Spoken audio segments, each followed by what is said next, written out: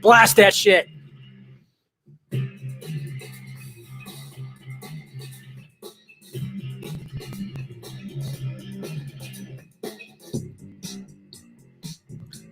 Blast it. Here I am. The bell cannot be unrung.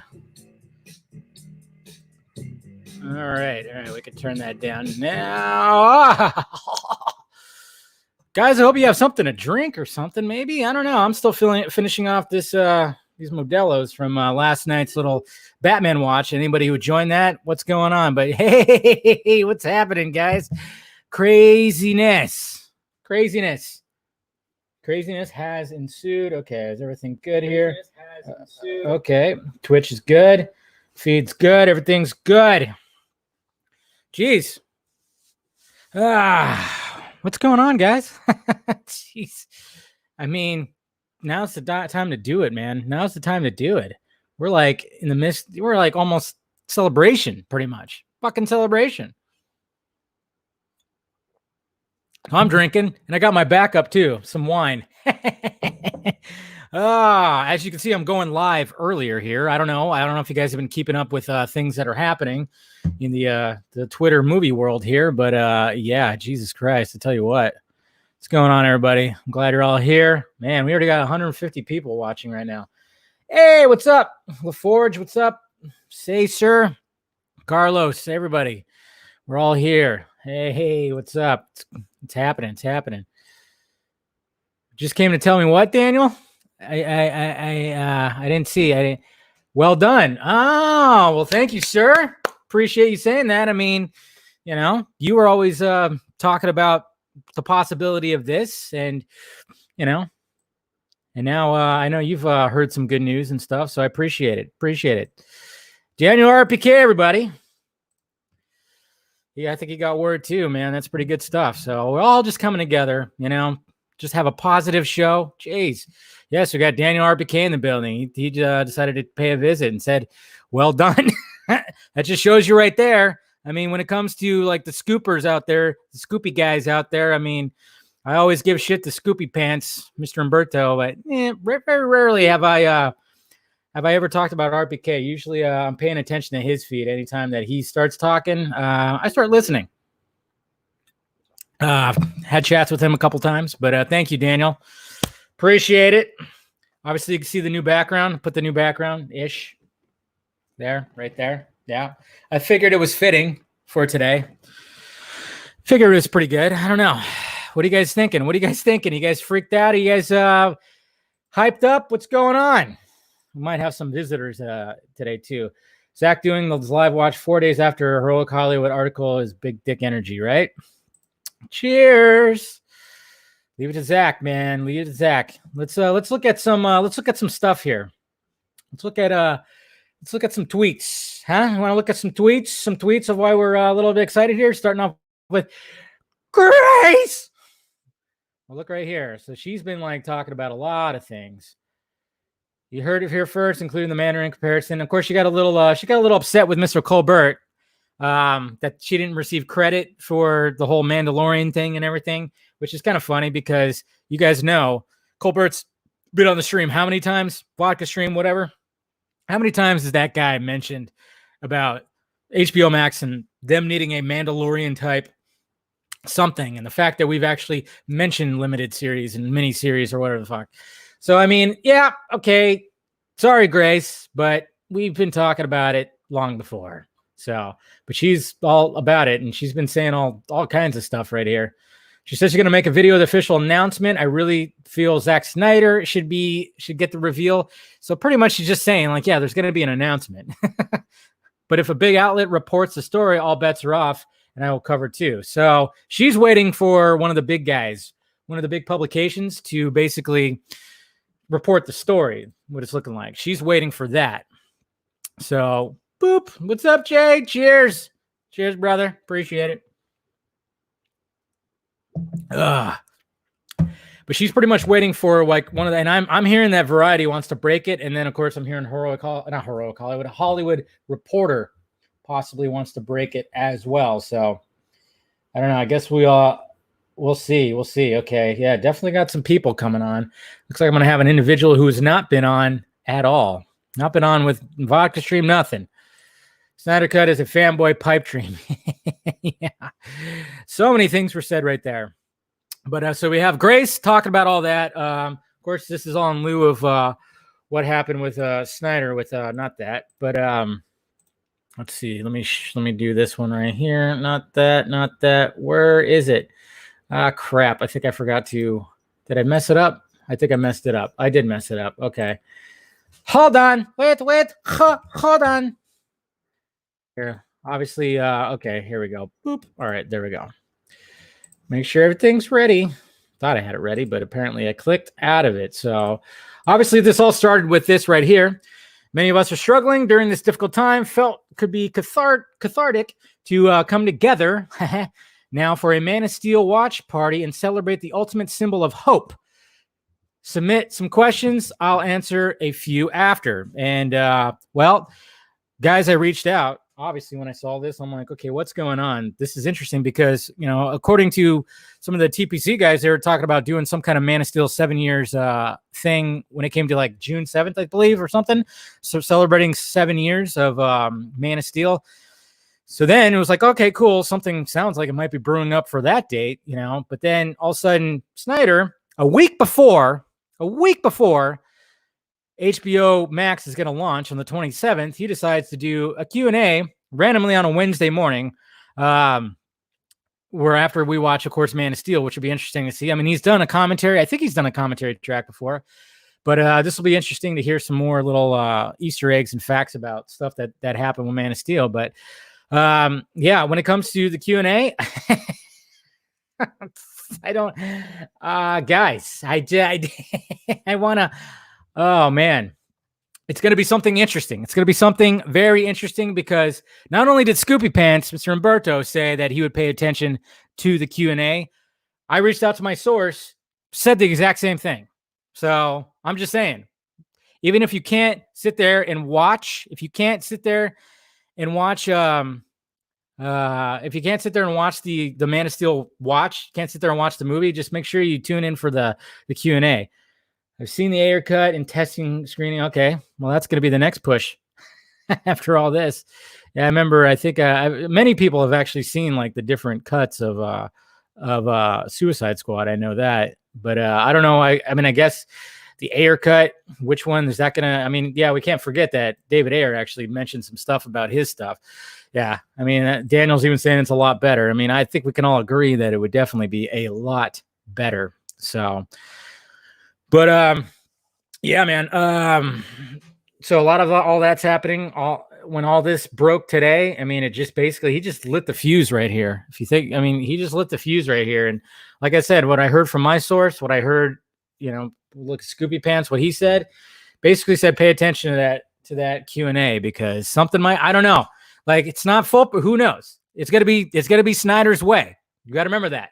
Okay, I'm not trying to like hype everybody up. I mean, it's very difficult to not hype everybody up. I mean, we're all pretty much just like shooting out of our pants right now, or shooting something into our pants right now. That's for damn sure.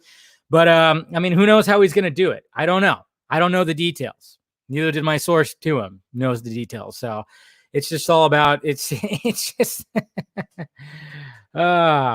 Wait, hoping we talk about what? Dave, hoping we talk about the paused, not stopped. I don't know what you're talking about. What are you talking about? But thank you for the 214 thing right there. But paused, not stopped? I don't know what you're talking about. Explain yourself. Everything's good, right? Like the stream didn't stop. Okay, we're good. Still good? Everything's still good. Okay. Just making sure everything's still good. Nick, thank you, sir. You know, I mean, I try to be badass, but the what? Oh, you're talking about when he like stopped the last one on Vero. You're talking about when he did that, when he kind of teased that that Batman vs Superman deserved a sequel. I mean, that's pretty cool. Shared a tweet. Sorry. I mean, my DMs and everything's been kind of blowing up lately. Mentions, DMs, everything has been pretty much blowing up all day today, which has been pretty fantastic. But pause not stopped. Oh, okay. Okay, so that's what you're talking about. Pause, hashtag pause not stop the Snyderverse. Okay. What do you okay, pause. Oh, he said that. Oh, okay. Wait, what? Vero put that. Pause not stopped. So that's what you're talking about. Here, let me bring it up right here. Sorry about that. This is what he was talking about right here. Let me go in here. So let's bring up that. Okay. So I'll show you guys exactly what he's talking about, the pause not stop, because he threw me off. I'm like, what are you talking about? But apparently on Vero they did it, so that's pretty interesting. So boop, boop. So here we go right here. Look at the image right here. 7 years ago, Man of Steel flew into movie theaters and revitalized the Superman story for our times. This Wednesday, May 20th, 8 a.m. Pacific time, Zack Snyder will be hosting MOS watch party with live commentary on his Vero profile. If you have a Man of Steel question for Zack, here's your chance. Drop it in the comments below. And yeah, hashtag Man of Steel 7 years, hashtag Man of Steel, hashtag paused, not stopped. So that's what he was talking about. I mean, I guess we can all have our little speculations or our little, put on our tinfoil hats, talk about that. Like, what exactly is he talking about? What are they talking about? Pause, not stopped. I don't know if that's like a certain type of hashtag. I don't know what's going on with that, but I would like to believe that that could be something like you said about the universe or whatever the hell. But yeah, I know. Oh, you need ping pong flicks? You're looking for him? Oh, well. What, am I not enough for you guys? Jeez. Come on. This is my show, damn it. No, I'm just kidding. Like I said, we're gonna have some people that stop by. I was just gonna bullshit with you guys for a while. Yeah, I know.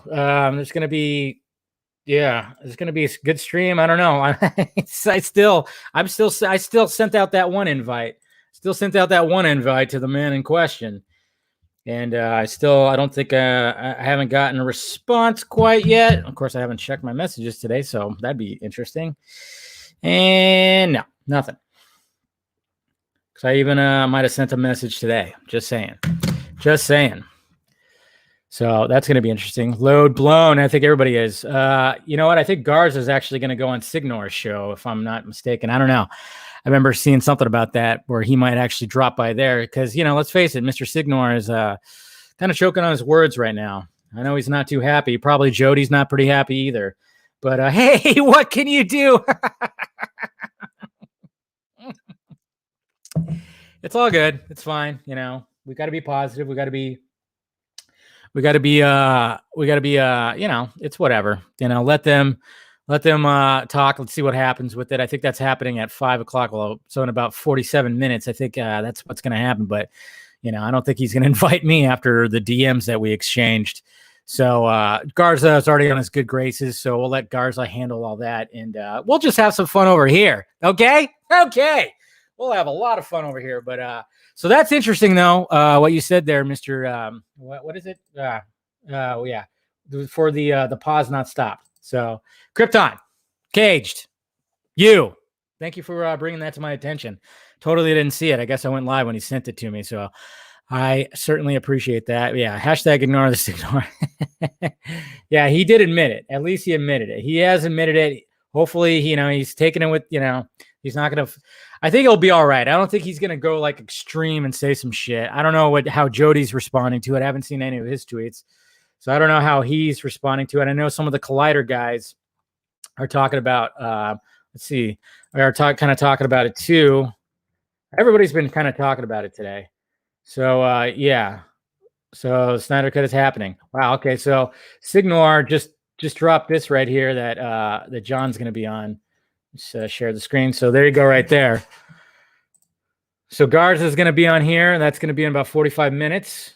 So I don't know. I mean, just so many things happening today. So many things. Jeez. I'm going to still be live, so I'm not trying to take any of the heat away from him. I know you guys might be bouncing back and forth to see what Garza has to say and see what Andy has to say, but I'm going to continue going on live. And like I said, I'm going to have some people on here too. I'm not trying to overshadow or anything, but that'll be interesting. So we might have to tune in. We might have to chime in or peek in put our ears to the door on that one and see what they're talking about. Maybe every now and again. So that's going to be interesting. So, but hey, we're having fun right now. Cheers, guys. Obviously, this is crazy. It's been so long. It feels like it's been forever for shit's sake. But yeah, it's just who knew that this was going to happen today? See, you know what's kind of weird? I mean, I'm telling you, the fucking cosmos, man. I don't know what's going on. If it was meant to be, it was meant to be this week. But when I'm furloughed this week, I'm not going into work this week. The fact that I have this week off, pretty much. Well, I don't know if I for sure have it off, but I have tomorrow off. Hopefully, I have Wednesday off. But I mean, just so happens that the week that I get furloughed, all this shit starts happening. So I can actually cover it and take my time and all that stuff. So it's written in the stars, guys. Oh.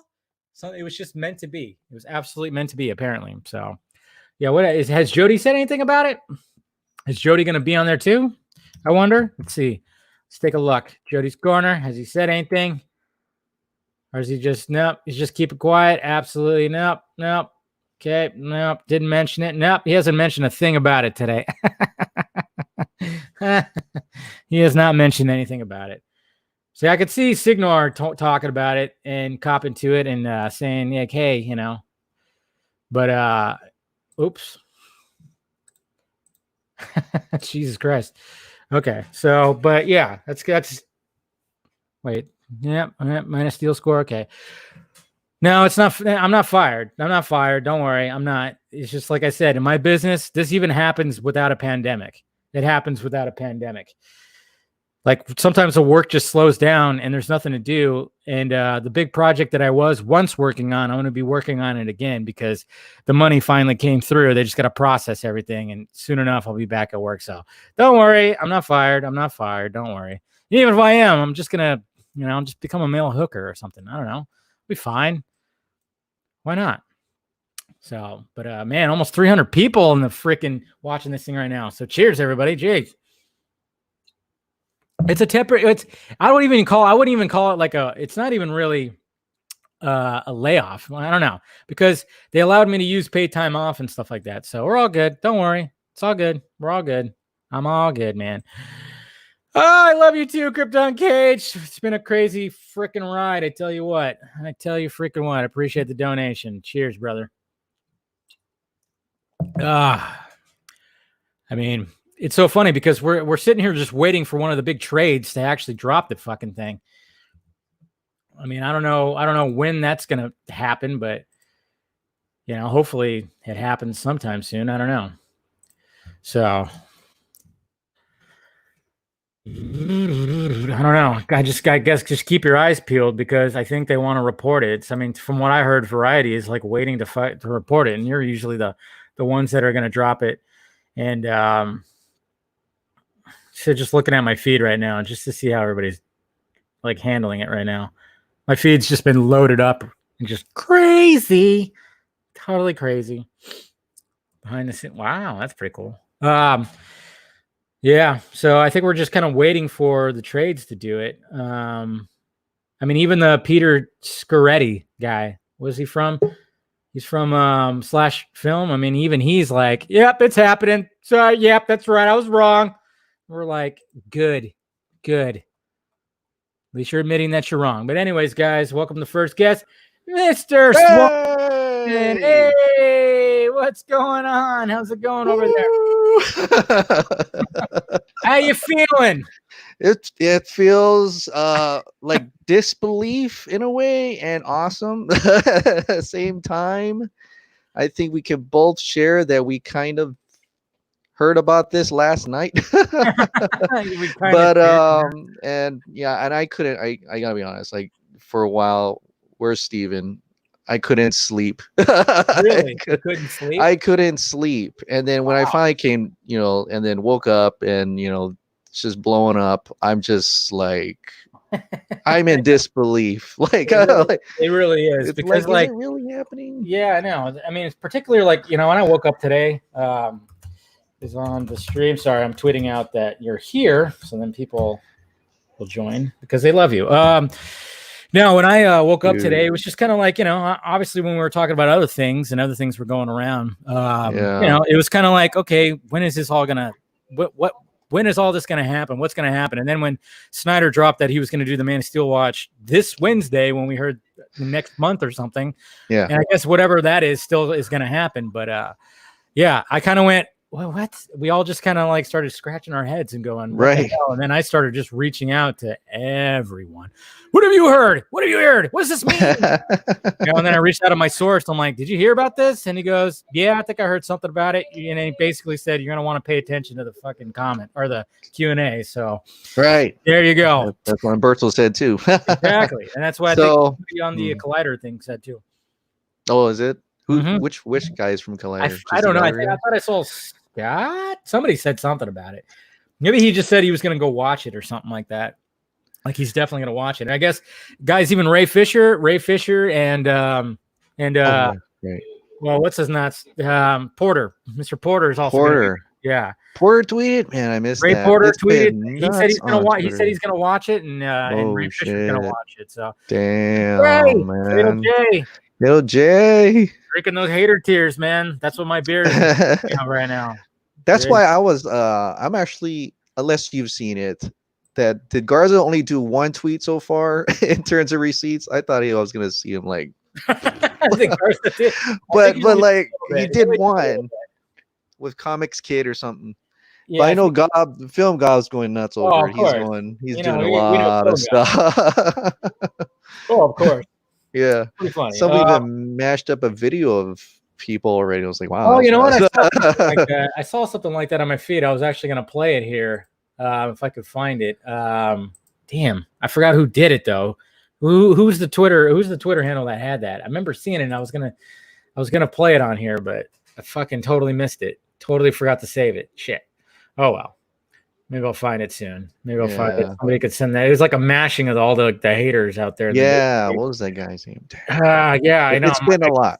It's just been a lot. There has been a lot. See, even Scott Wampler, that's how you say his last name, said that if they release the Snyder Cut, it will be legitimately critic-proof. Reviews, both positive, negative, will likely be pre-written regardless of final product. He's right. An interesting experiment. He's right, because the people like Jody are gonna just say it's still dog shit no matter what. Right. They're just gonna still, and which is totally, it's whatever. I mean, they're gonna hate on it, and we're gonna fucking love it. So. Oh yeah. This was for us. Exactly. It's for the fans that want to see it, and then people that are just like. I mean, how many people have we talked about in the, talked to or whatever in the last 2.5 years when you actually start mentioning, oh, there's another version of Justice League, and they start going, oh, really? That sounds cool. Yeah, I'd watch. I know, man. Yeah. What are we gonna do with our lives now? I know, right? Wow. Just cut it out. We're done. We're done. Retired. We're on vacation. Yeah. we're gonna show up to Hawaii and hang out with you. Hey, there we go. There you go. And have I love that idea. Some shit. Yes. Let's get some Mai Tais around. Right? We'll have a Mai Tai stream. Yeah, we'll have the Snyder. We'll have SnyderCon 2 there. SnyderCon 2, yes. And I wonder too if he's going to mention anything about that. Doing another one of those. I was wondering because Dave, he was saying something about. I'm waiting for that SnyderCon. It's almost like he knows what's going on. He tweeted out like he's all, yeah, man. He said something about like he's waiting for another one, and sometimes tweets, I'm not sure if it's cryptic or not. And I'm like, God damn it, Dave, why you gotta? He's always like that. Yeah, I know. Yeah, either it's cryptic or he's just kidding. What does he say? You think Vero is ready for this? Of course they're ready for this. He should be. I think the BBS watch went pretty well, but I think a lot more people might be tuning into this one. So look at how much traffic didn't Snyder get cut off like at least a couple times? I think like at the beginning, and maybe that was pretty much it. It wasn't like maybe there could have been twice. Yeah, I think it was twice, but I don't think. I think one time we had to pause it, and that's it. Yeah, it was actually pretty good for the 3-hour movie. So what do you think is going to happen at the Man of Steel? I don't know. I don't know how he's going to do it. I don't know. because when you're hearing people say that, hey, you better watch the Q&A, is he just going to wait till the very end, and is he going to show something? I mean, I don't know. I don't know how he's going to answer the questions, because apparently you could submit the questions right now if you go to the Vero page.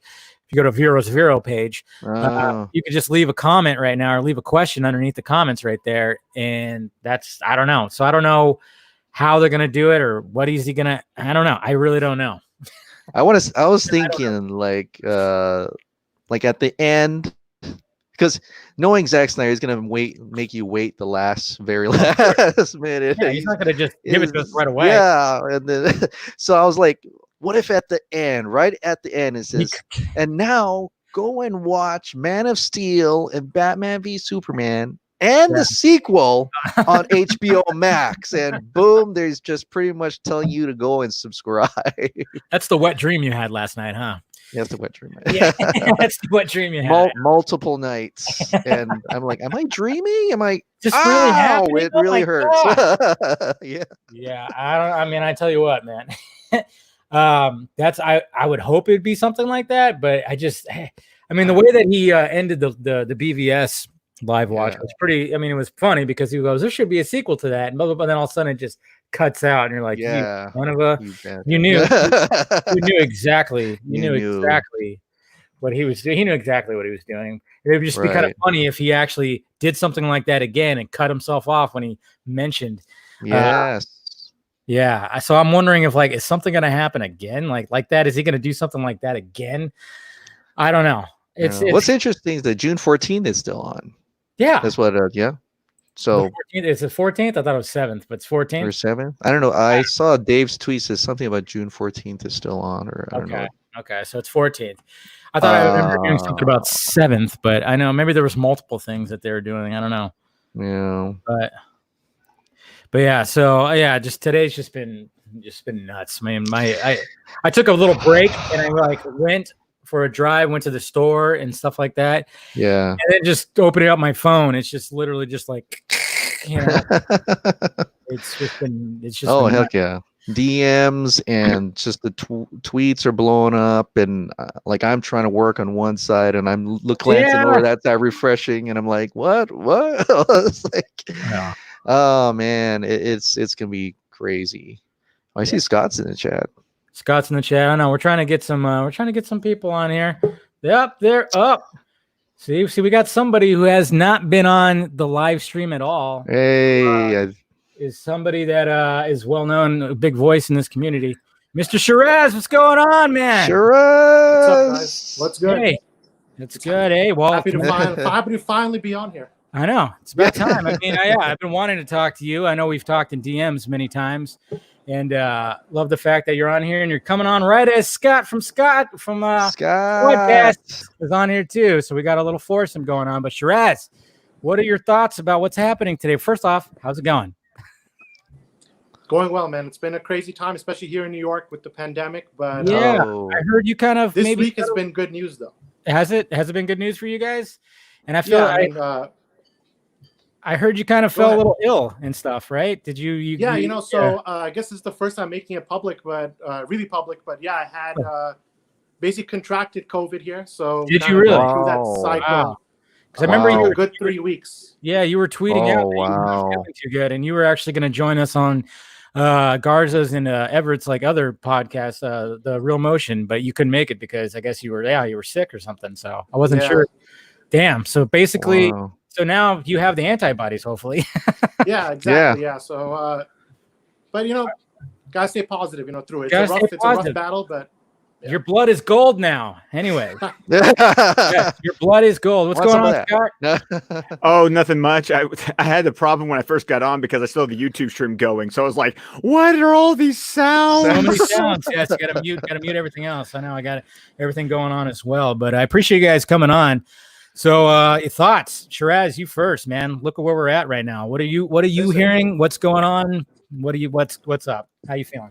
It's been a crazy week. It's been a crazy year. It's been a crazy 3 years, right? Yeah, so seriously. I feel like a lot of us, especially here, have been ahead of the game. I know you've been ahead of the game, and same thing with Chris and of course the Squadcast guys. It's been a crazy time, but it's almost like you don't want to start, running the victory lap on yourself, but it does feel Yeah, good I know. that everyone is kind of here, late to the game, but they're here.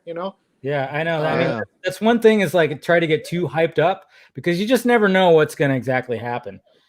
But on hearing Wednesday. good things all around. Yes, Hearing good that's things all around. that's the general consensus is we're all hearing.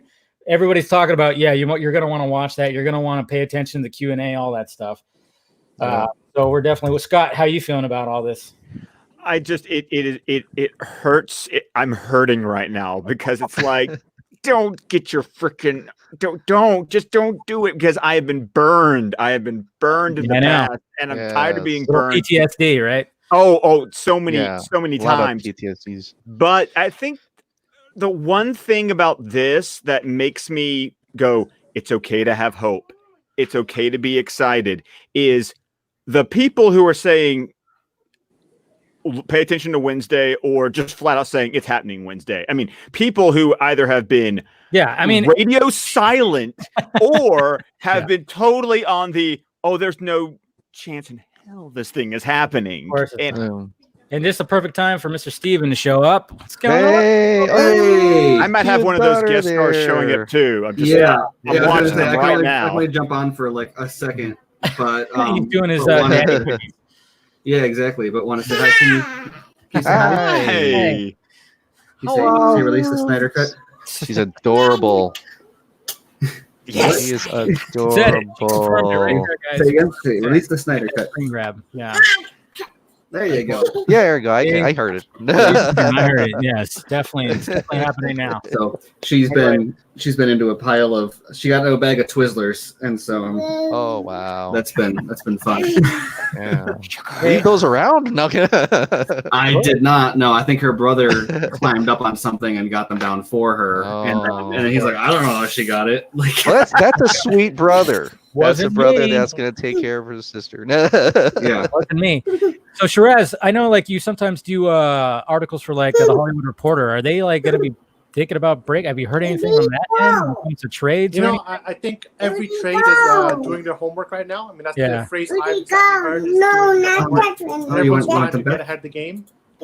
So right there. Personally, I kind of hope that Zack kind of gets ahead of everyone and drops it himself, but we know the trades are going for it. They're trying to meet the requirements to run the story, basically. Okay. Yeah, I'm hearing like I heard Variety's trying to like get into it. I don't know.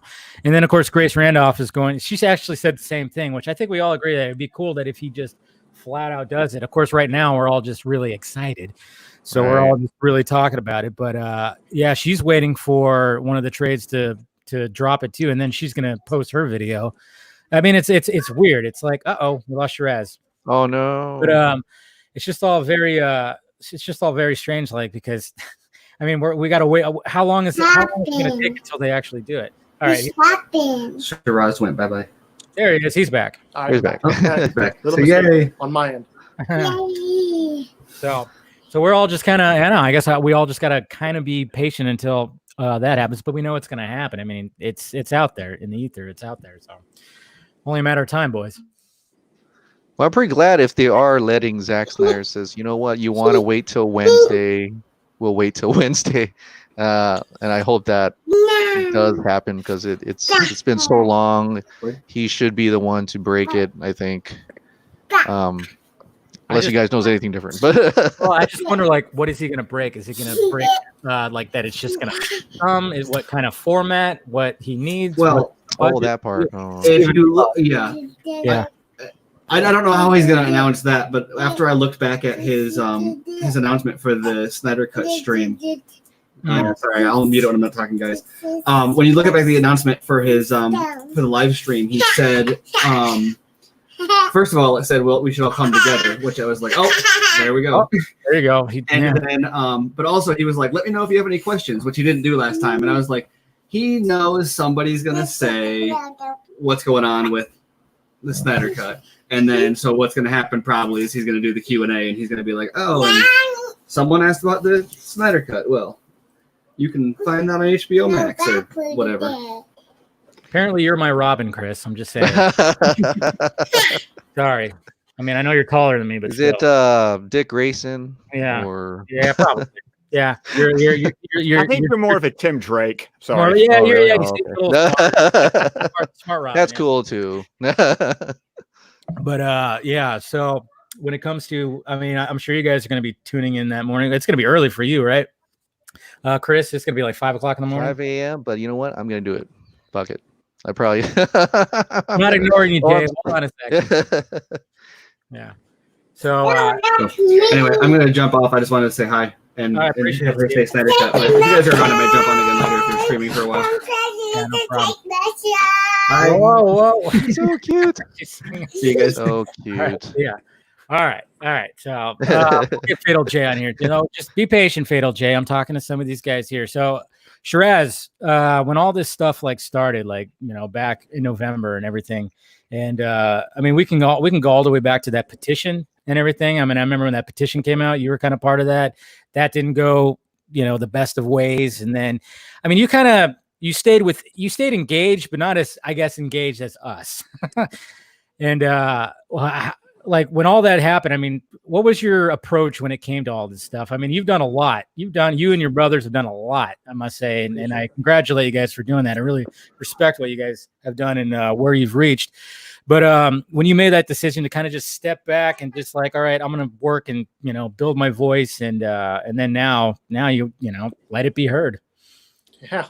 Well, in the beginning, we just launched comicbookdebate.com 1 month before just released. So we were kind of getting hyped. We had a lot of support going, but at the same time, there's a little bit of an arrogance that, okay, we're in the game, but we can automatically become something. Well, that's not the case. You got to really double down and grow your voice.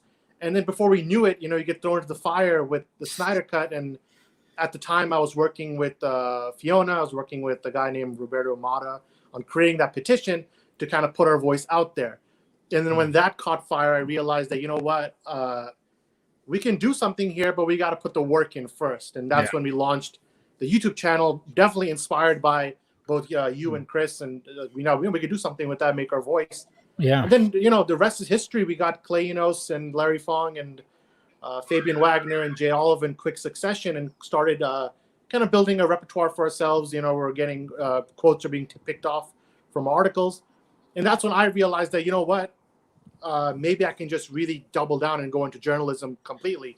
And that's when I started getting opportunities at the Hollywood Reporter and Newsweek, Rotten Tomatoes, whatever the case might be. So, Awesome. And then eventually you start making sources, you start making friends, whether it be friends that came on your podcast before or people who, in the industry. And then slowly you start having information and then you start being in the know and you're like, okay, here's how I can help. Here's how I can be part of it. Well, I didn't want at the time make myself at the forefront of like you guys are, with your voices in this movement. I wanted to help where I can behind the scenes. And I think now is a good time where we started making our voices heard again. Yeah, I mean, it definitely. It's funny when you say when you get pulled into the front lines and everybody's looking for like that leader type. I mean, our names have all been thrown around. Not you, Scott. Nobody cared about you. I'm just kidding. God, whatever. Jeez. Hey, it's fine. I'm just, Yikes. I know. Trust me. Hey, no. Yes. It's lonely at the top. It is lonely at the top, and all it does is paint a target on your back. I'm just happy to just be everybody's pal. I'm Superman's pal, Jimmy Olsen. Pretty much. I'm You're good. kind of like that. I mean, yeah, you don't get thrown in some of those battles that were waged in there and that. And I mean, a lot of people always threw like our names out there. And I mean, I don't even think even Chris and I were really wanted to be like the leader. It's like, no, we just do our thing. We're just building up our stuff. We're just talking about it. I mean, I know last year I kind of took a step back because I just got really into the thick of it. I mean, when it comes to, of course, Chris, I mean, everybody loves Chris too. I mean, regardless of what that Chris Rock TV show says, everybody hates Chris. No, but everybody's you seem to always anybody that had a problem with anybody, nobody ever had a problem with Chris. So that's why everybody looked at you. But I don't even think you really wanted that responsibility either. No, I really didn't. I mean, like I said, there are people that really pushed this along. Thank you, Fiona. Actually brought a lot of people together. Her voice actually brought a lot of people together. But I can't discredit everybody else because everybody else kind of just came together in a way. We're all together. And yeah, I mean, I loved how that happened. I loved even during the negative times. Like I tweeted out, I went back and I listened to myself.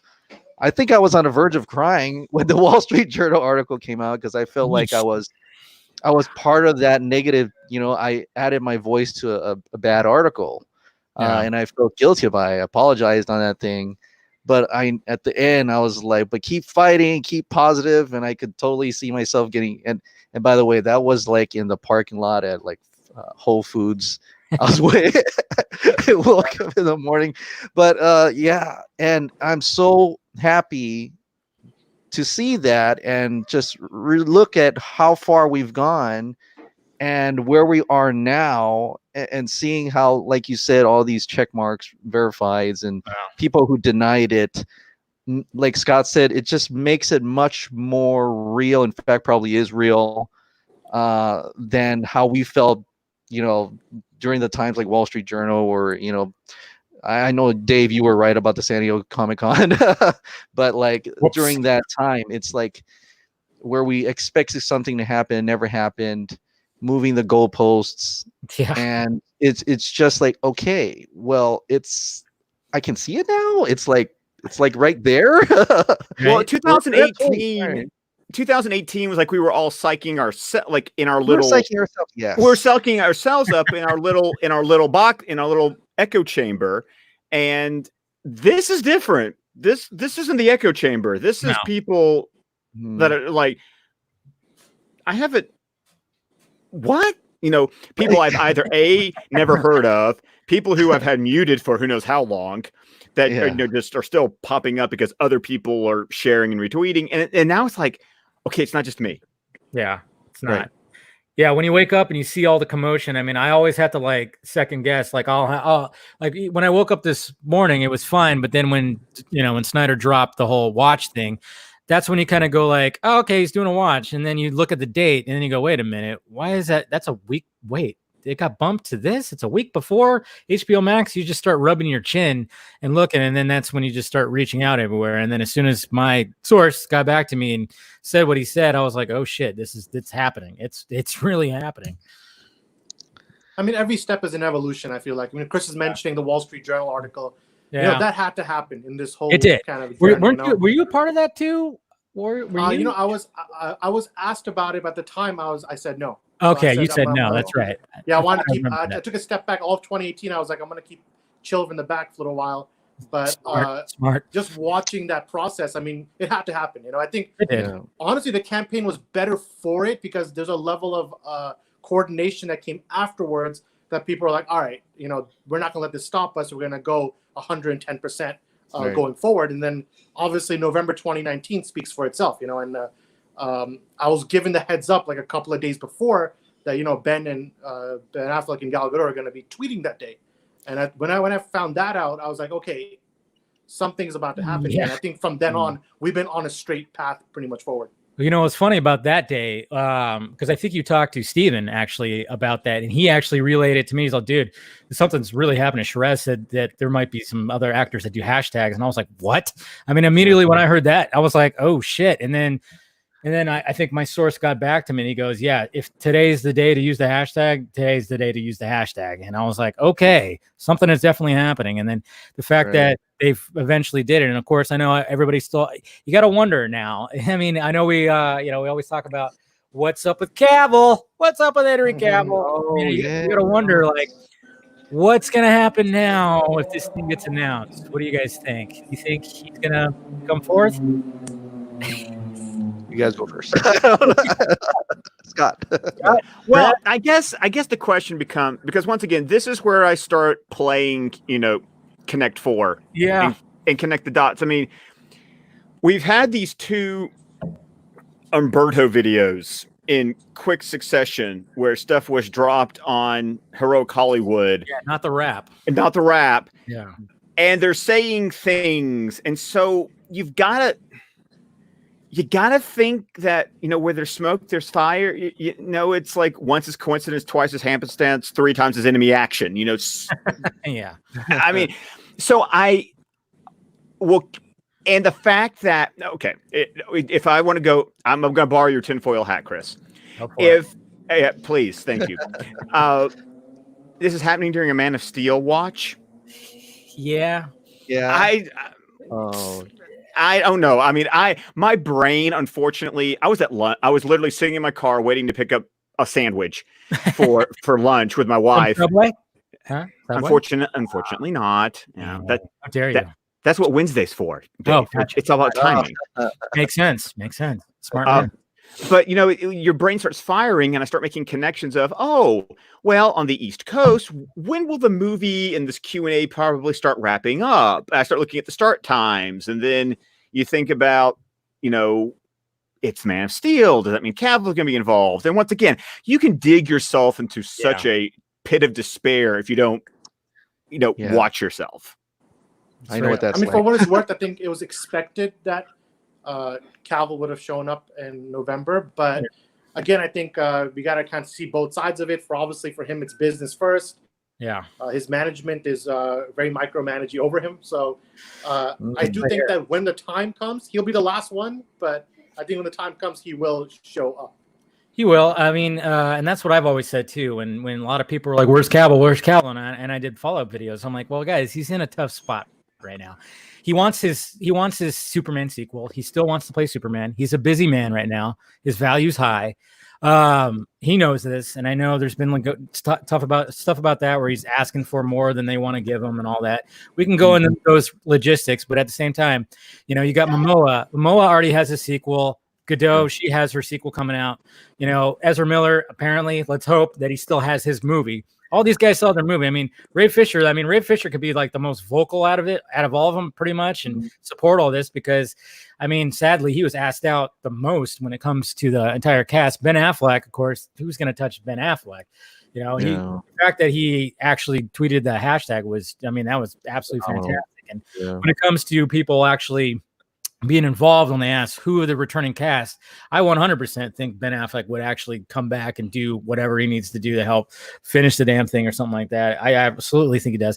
But I mean, Cavill's a wild card because he wants that Superman sequel. He's expressed it so many times, and he's just in a tough spot because Warner Brothers, let's face facts, they're kind of hating this. Warner Brothers, not AT&T Warner Media. Oh yeah, they want to push this because they have a streaming service that they want to get out there, but Warner Brothers itself, though, they probably are hating the fact of all this. So Cavill's just got to sit there and just be like, "Hey guys, I'm gonna work out." Did Andy Signore tweet out says his sources were shocked?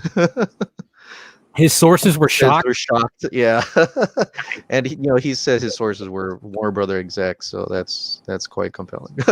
Well, he also said the other day that they said it was like a piece of shit or something like that. Yeah.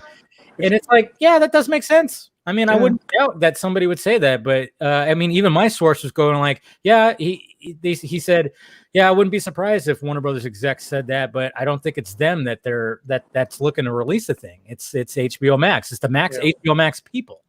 So I'm wondering if this is because this is kind of speeding up. I mean, Man of Steel watch was supposed to be in June. And initially we're supposed to be trending on May 27th. Yeah. But it feels like it's speeding up and scheduling changes and stuff like that. And to Scott's point about Man of Steel, were they actually waiting for Henry Cavill's party to come up with some kind of deal in a sense? Honestly, I'm wondering if Umberto dropping that little nugget over the weekend in sort of the hubbub that it started. Right. I question if it pushed up the timetable. Because they were supposed to, because I heard you guys ask that question before I jumped on. There were 2 events scheduled for June. There was the 6th, and then there was the 14th, the actual 7-year anniversary. And I've only seen confirmation that at least one of those is still happening. So that makes me question if the other one was going to be a Vero commentary. And now that's, in 2 days. And so I'm wondering if plans are being reshuffled because they're trying to get in front of the announcement before it has an opportunity to get leaked. Yeah, that's could be it. I mean, like I said, I think that article Scoopy. That really ruffled some things, and you had everybody else. I mean, that was one of the things. Steven's just commented. Try click on Steven. Orko was hearing info related to Snyder Cut, but didn't know about the Snyder Cut stuff yet, so it was interpreted. Okay, see, that makes sense. And then one of the things that we covered too on the was it the vodka stream or was it another stream? I don't know. I don't remember. I do so many streams now. Jeez. It's a day of Dave. It's day of day every day. Yeah, every day. But Colbert talked about how did these guys know about that screening already? Of course they did. Obviously they had to have known. Signor had to have known because he even said like, "Oh yeah, I heard about that too," but they said it was a piece of shit. I'm like, "Well, why did you keep that to yourself? That there was a screening to a Warner Brothers execs. That was one of the things." And anyways, guys, we got another person. Hey, don't look so sad. Hey. Movie Marks, Mr. Matt, what's going on? What is up, guys? What are we here for? I'm just curious. I don't know. I believe, Swenson, he's got a new workout video that he's trying to promote or something like that. He's getting into all that stuff. It's pretty, Eating a hot dog challenge. Challenge. Yes, exactly. Dogs of Steel. There you go. Steel. How do you inhale a hot dog within 4.2 seconds? It's called my 4-year-old. That's how that happens. Oh, yeah. That makes sense. So what's going on, Matt?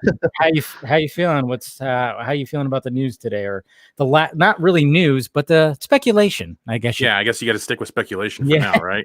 Yeah, just in case. News. It's not really news yet, because it's all of a sudden just seems to happen. So you never know. It might go the other direction now. The way everybody seems so shocked. So Wouldn't that suck if all of a sudden it's just kind of, oh wait a minute, guys, fuck this, I'm not doing it. Well, no, it turns out, it's just a longer Whedon cut. We just oh God, we had one scene. God. Yeah, maybe we'll get it. We'll show Superman walking out of the ship a little bit farther now. Oh, wow. That's the new scene we'll get. Congratulations, guys. We did it. Mission accomplished. We did. Leave us alone. But what are your thoughts on all the bloggers and stuff, and everybody kind of just coming forward saying that their sources are saying, "Oh my God, it's happening." Oh man, those poor mentions. Tell you what. Some of them deserve it though. I'm 50-50 on that whole like, should people be, I don't know, I guess angry or at some people, but there's a couple that I'm like, in this case, I think a light razzing, like what film gob will do that for everybody, of course. He already started one little short video he did. He already got one. He already got one out. I figured. Fast. But we could make fun a little bit. We don't have to like go full force, like be super like negative, but you can make a joke or two or what. It's whatever. I mean, I know Garza is about to go on Signor's thing. I mean, he's not going to go on there. They're not going to argue anything. They're probably going to have a nice conversation. Who knows what Garza will say? But I'm waiting for Garza's tweets. Oh, I think they've kind of low key already started. Like I've been watching one. But I was after watching Saturday night because I watched the stream and I was like, okay, I'm just waiting for that match to light that fuse. Yeah. It's gonna be interesting. But what about Shane? Have you talked to Shane about any of this? Oh yeah, no, he's pretty stoked right about now. I showed him some of the Signor tweets where he's like, "Oh, my source was wrong," and all he put was "fuck that guy." so that's kind of his feeling on that. That's one way to do it. So I don't know. I mean, maybe with what they talk about on there and how I don't know if he's going to bring on Jody or not, because I know Jody. I wonder what Jody's going to say. He hasn't said anything. He has not tweeted out a thing. I checked before I went on here, or when I was on here, and I'm like, yeah, he hasn't tweeted a thing about it. So I don't know how he's feeling. Is he seething? Who knows? I know some people have already thrown out. I've seen his name get tagged. Yeah. In a bunch of this stuff or anything. Shiraz, what do you think? Like the approach when it comes to like some of these guys, should we stick it to them, or should we just kind of like, hey, maybe joke about it and then move on and we all have a fucking frosty cold one somewhere? Well, I'm always going to go with the latter only because it's kind of my style. Yeah. But listen, man, some of these guys, they doubled down, they tripled down when all the signs were saying don't triple down.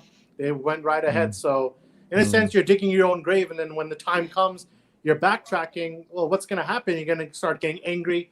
A lot of people are ranting. They're trying to say, oh, they don't deserve it if it does come out. Yeah. What can you do? This is expected. Like you mentioned before, or someone said it, this movie's critic proof. Well, it is. The people who've been tripling down that it's never going to happen, or it's whatever the case might be, they already written the reviews. It's in their head that it's going to be garbage. So in that sense, you got to know it's coming. And if you know it's coming, then you can prepare yourself in advance. Well, it's also streaming. I mean, there's an argument that we've been making over at Squawcast Media. It's like streaming is by definition critic proof because you don't have to go to the movie theater. I don't consult a critic before I turn on a streaming movie. I see it and I hit play. Yeah, because you already kind of paid for it. Right. So why not give it a shot? I mean, yeah, it's kind of bulletproof like that, I guess you could say, because people are gonna. I mean, we still don't know exactly when it's gonna get released. I mean, it's not gonna just show up on next Wednesday, of course not. I mean, there's still, of course, the logistics. We could talk about that and kind of bring down the mood. Of course, that's what I do, right? I just kill the hype. I mean, Matt, why do I kill the hype so much? Jesus Christ! Because you're an asshole. I know, I'm such an asshole. I don't know. I love his blood. Just his, you did. it's You just said his that face. It's just like, face, you're an yeah. apple. What happens when you wait in line with this man for over 2 hours to get something signed by Zack? You're still seething about that Spider-Man comment. I know. Yeah, no, that's Spider-Man comment and the Wonder Woman thing. Yeah. What was it about the music, Wonder right? Woman. The theme song? Because he was interrupted him and he yelled, "What about the Wonder Woman theme?" And I was just like, "Shut the fuck!" And I just want to throw something. Yeah. Let the man talk. Let the man talk. I mean, when it comes to the Q&A tomorrow, I'm still wondering exactly how he's gonna do it, because you can already have your questions in there, and I don't know how he plans on doing it. Do you guys have any idea how he plans? He's probably not going to be a pussy like Jeff Johns and not have a bunch of moderators just trick a bunch of shit down. Oh, that's right. I forgot about that. Anything you can do, I can do better. Because it was like I was like hearing nothing about it the day of the Jeff Johns Q&A. And when I did finally hear something about it, he answered like, just stuff about Stargirl and some comics, and that was it. And I'm like, yep, makes sense. He wasn't gonna. I mean, I knew he wasn't. I was perfectly okay with people like asking that question. I just didn't want a bunch of people like sending like vitriol. I think a moderator actually replied to somebody saying that we're only going through Stargirl questions. That what it was? Stuff like that. Yeah. I But mean, she did hope that the Snyder Cut gets released. She did say that? Yeah, something like that. Yeah. She confirmed it right there, man. We just didn't see it. Yeah. Oh. Totally missed it. So, but when it comes to Snyder, I mean, it's gonna be very interesting to see what happens with all that. And now we got your buddy here. Hey, damn. How's it going, buddy? Good. I mean, the two people with the best mics. Yeah. A little mic jealousy over there, Chris. Yes. I'm surprised this little $12 thing is still I was about working. to say, freaking Dave and I are the ones with the big old things I know, like right I know. here. We're overcompensating over here. Yeah. Right. I'm being especially lazy. I'm just having my headphones right here. I'm not even trying right now. I apologize for that. No problem, man. No problem. It's all good. Wow. Okay. So can I have? Okay, we actually have a seventh person, but I can only have 6 at a time. How many can you? You know what? I'll Unite probably, the 7. Okay, I'll Shiraz. call it a day here. I figured you had an out. So Shiraz, we'll talk soon. And we got some things Shiraz. working in the background. Yeah, we got so some background we'll stuff get it out going there. on. So All right. yeah, it'll definitely happen. We'll see you in a bit. All right, I'll be back another time. This is fun. For sure. We'll make it a more regular thing. Okay, cool. Thanks, man. All right. Hi, Shiraz.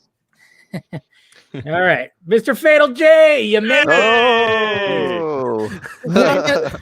It's up. Camera. the most energetic of all of us, I would say. I bet, Dave, I want to apologize, man, because you probably said this dude bugged me to be on this show. I saw you in the chat. I saw it. Don't worry, but No, man. I'm trying to host the guys here. Look, man, I really appreciate it because at the end of the day, it's always an honor to be among y'all, man. You're always You're always a treat, man. I mean, you bring that energy, and I just love hearing your voice, man. It's just your voice is unique, and there's the keyboard. Oh, Whoa, got a keyboard as well. sexy keyboard you have there, Man. But Who's gonna be jealous of that well, too? first off, you joined right shortly after Tim just joined, and again, thank you, Shiraz, for coming on. It was he expressed interest that he wanted to come on, and I love that. Been wanting to talk to that guy forever, but like I said, we have things brewing up in the background with him that we're going to get to hopefully this week, and that'll be pretty interesting that he was mentioning. But Tim, what are your thoughts about stuff that came out today, Tim? It's just one of these things like you've been like wishing and praying and hoping and pushing for something for such a long time, and we're not saying for sure that we've got this over the finish line, but I mean, there's an awful lot of smoke there, isn't there? Yeah, there definitely is. It's like, but I mean, did you think that right after Snyder announces that he's going to do this watch, that it had anything to do with a possible announcement of the Snyder Cut with it? I mean, do I think that's going to happen with the Man of Steel watch? Do you think there's do you think he's going to announce anything during the watch, or did you expect it to basically start the fire of all these bloggers going, "Oh shit, did you hear my sources?"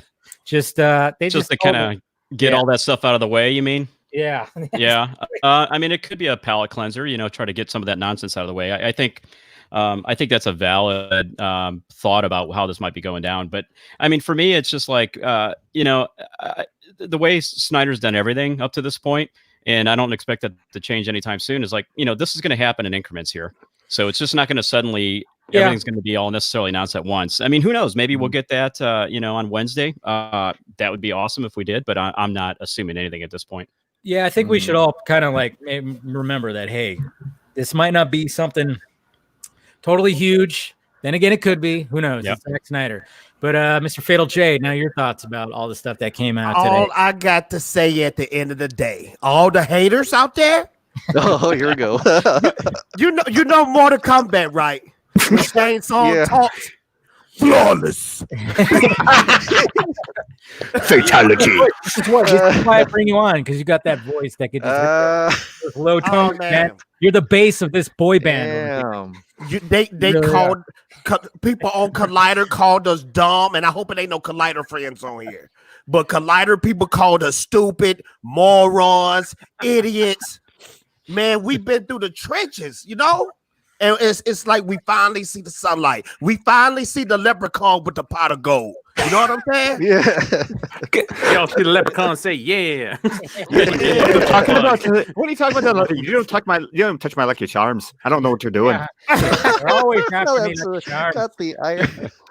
Yeah, it's pretty crazy. I mean, like, but this is my thing right here. Do you really think that he's going to answer the hard questions on Wednesday? Or do you think he's going to ignore them? I mean, to me, it just seems like he would, because it's the hard questions. How much do you want to punch Jeff Johns? Yeah. Oh, okay. No. That'll never come out. Yeah. What do you really feel about Tsujihara? Yeah. None of that stuff will come out. Amber Heard, you really didn't trust her, right? She was blowing some guy in the other room. Sorry. Oh, my bad. I had to take my God, Dave, I just invited our listeners to come watch with us. So, I don't know if they're quite ready for you. I gotta be on my best behavior now. No introduction. Yeah, when it comes to hard-hitting questions, if you're referring to hard-hitting questions, it's going to be stuff about Snyder Cut, obviously. Yeah. So, I mean, that's the thing. It's like from my source, and then, of course, Mr. Scoopy Pants going, hey, I pay attention to that Q&A. That just kind of gets me going, okay, what the hell? I mean, because that's what blew my mind. A Q&A. So, of course, he know we're going to come with these Snyder Cut questions. Yeah. So, that's making me think we get an announcement. I really do believe that. I think we get an announcement. I always wondered when SnyderCon happened back in 2019 if he was prepared to answer some questions, and then just nobody did. A lot of people were afraid. I'll even say it too, that I was like, I didn't want to and I asked you didn't want to be that guy. I know. I should have been that guy, David. God damn it. I know. I regret it. Trust me. Matt was super pissed at everybody in that whole room, that whole place. Y'all want to know a secret? I was pissed at the very last question that was asked. Fucking chain question. Y'all want to know? Y'all want to know a secret? But I got that awesome picture. That was you. Y'all want to know a secret though? What? Yeah.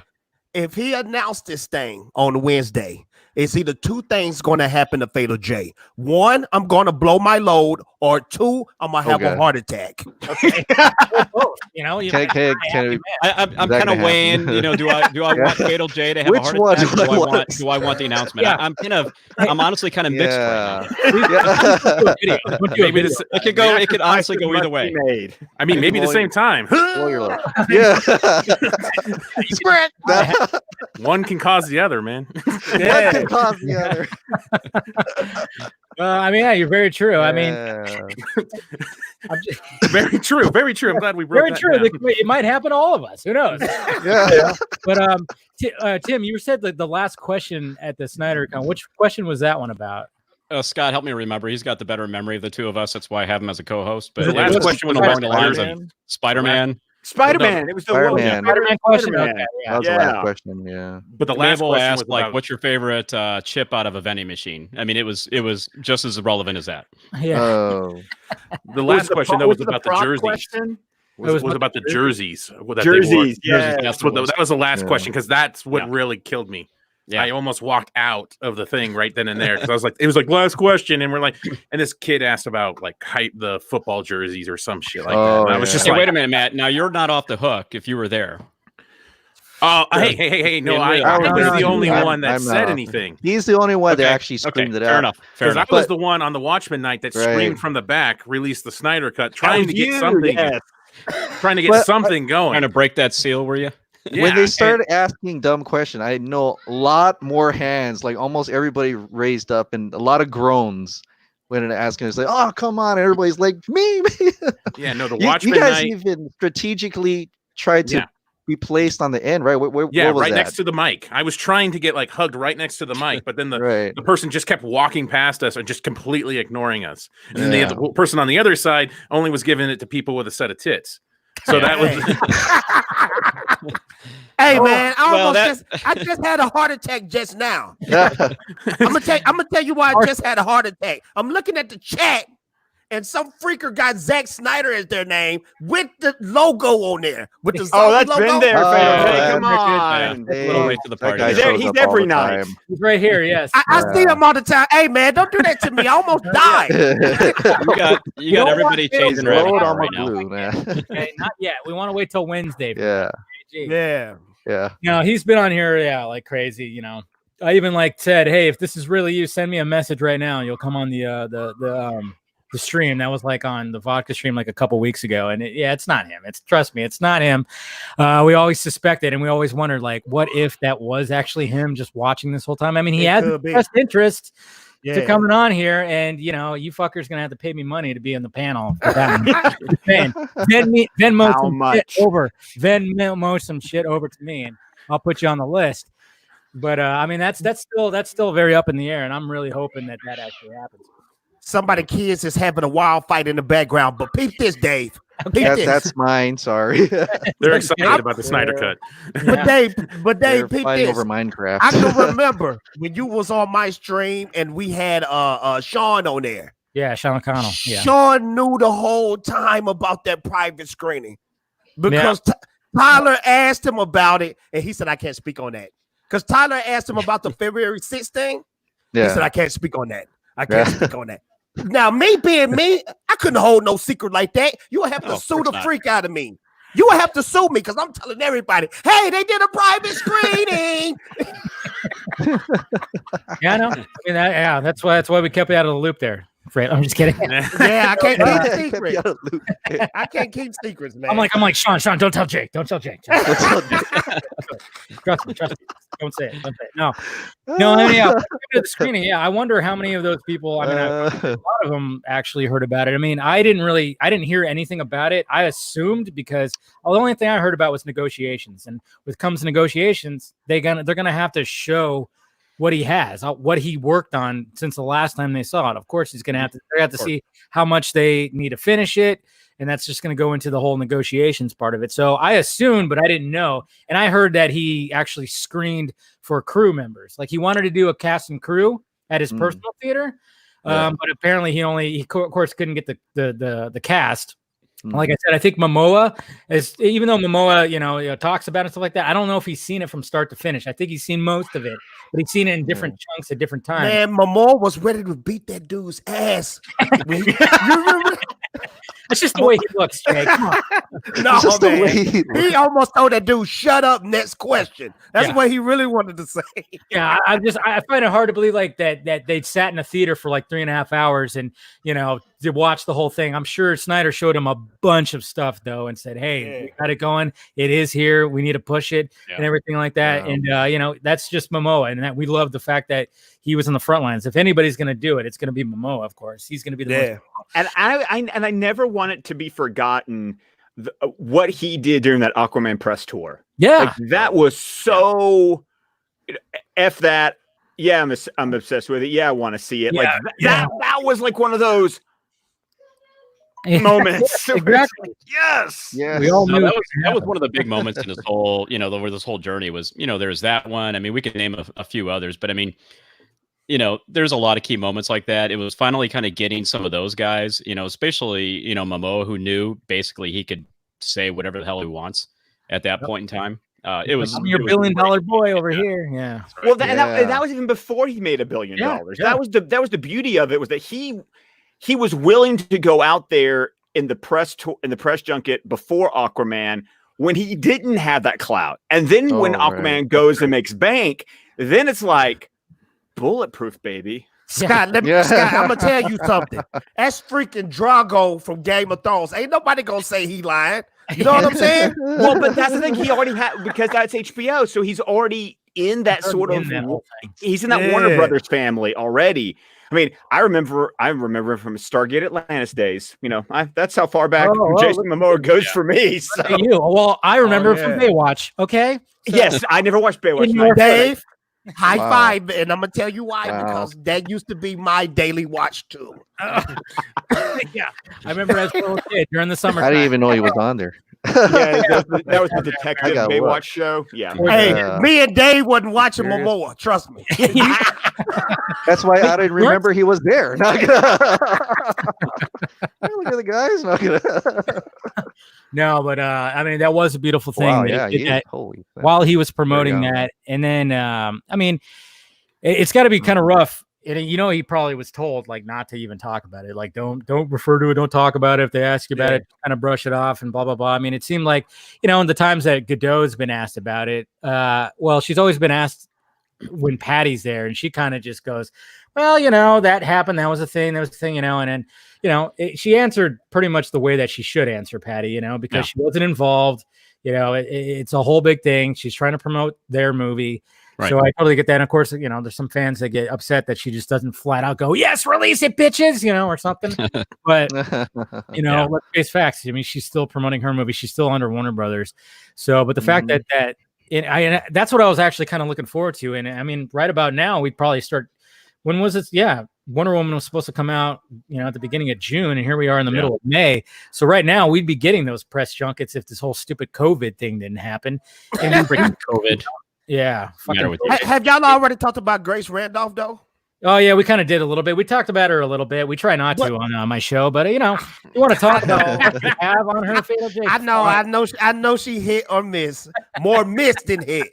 Yeah. But she keep hinting we're gonna get an announcement or like a trailer or something on HBOMax. That's the thing. Like there was like that whole thing, like a Facebook post that said that there's supposed to be a trailer. That was from Cosmic Book News, and they're fake. Oh, see, that's the thing. Wait, what? Yeah, they referred to that screenshot because I got it sent to me like 6 or 7 times. Yeah, me too. And I was like, no, I don't. I mean, I've said many times on my stream stuff like that yes, I'm. He's got a trailer cut for it, sure. And and it was always like, how can that get leaked out or something like that? How can we get that out there or something or whatever? So yeah, he does. I just don't see it happening where they just drop it on that day. But now, I mean, I'm gonna mute my mic. This kid is. No, it's fine. Well, that's where the party at. Yeah, that's where the party's right there. Hey, Matt, you got to do what I did. I was supposed to put my daughter to bed, and as soon as I got the message here from Dave about jump in, I just kind of took my daughter and go, hey, good night, and I just kind of shoved her in the room and I ran down here. So, somebody want to call CPS? Yes. I put both of them in their room, and they just found their way out, screaming at each other. Good Hey, job. I'll tell you what, Oh, they she's figured out doorknobs. and she can take it. Yeah. They're like raptors, man. They figured out a doorknob. Yeah. But where that news came from was Cosmic Book News, and this is how I know Cosmic Book News is fake. I learned the hard way. Okay, I made a video one time from Cosmic Book News based on them that Macaulay Culkin was going to play the Joker. Oh, you fell for that one. Now, Jay, what You don't have Cosmic to Book- admit this. You can stop right No, now. I got to put Yeah. I got to put myself on the line in front of 500 people. That's fine. That's fine. So what they did, they took some concept art from Instagram and made a post about it like it was real, like Macaulay Culkin was really going to be the Joker. So I made a video about it, hyped up. Yeah, Macaulay Culkin is going to be the Joker. The comments, I had a slew of comments. I'm like, yeah, I'm about to go viral. I look at my comment section. They said, you're stupid. That's a fake article. That's clickbait, you freaking dummy. Yep. Like, Learn the hard way. You definitely. We've all done that. I would unfortunately. never take Cosmic Book News for real news again. Don't in do my it. life. They that guy. I've actually exchanged words back and forth with him like a couple of years ago. Actually, I forgot exactly. There's many times where he posted things, and I'm like, "This is bullshit, dude. What you're talking, you know." And I first tagged Cosmic Book, and then they blocked me, and then I tagged him, Matt McClone, or whatever the hell, McClough, or whatever the hell. Matt McClone. That's the main guy to write the crap, Yeah. right? Yeah. Yeah. I think it's just him. And I if you go to their YouTube channel, all he does is just post trailers. YouTube channel? Oh. Yeah, he has a YouTube channel. But all he does is post trailers and post like behind the scenes featurettes, like none of his own shit. He just posts trailers and stuff. And I'm But like, Dave, why do I got in my head Matt McClone is some 14-year-old kid that everybody want to beat up? yeah, I don't know why I got that picture in my head. Like, yeah, okay, I'll take this, and then I'll be popular. He was a sports guy, wasn't he, of some sort? was he a What's the Forbes? memory on it? He was a Forbes guy? No, sports guy. Oh, I thought he said Is that right? Forbes. I'm like, shit. Maybe I got that wrong, but I think he No. was like, I think that's what he's known from. He probably can be. There we go. Hey. They release the Snyder cut so we can get the soundbite. Just kidding. Yeah, he's very shy. Look just like Dad.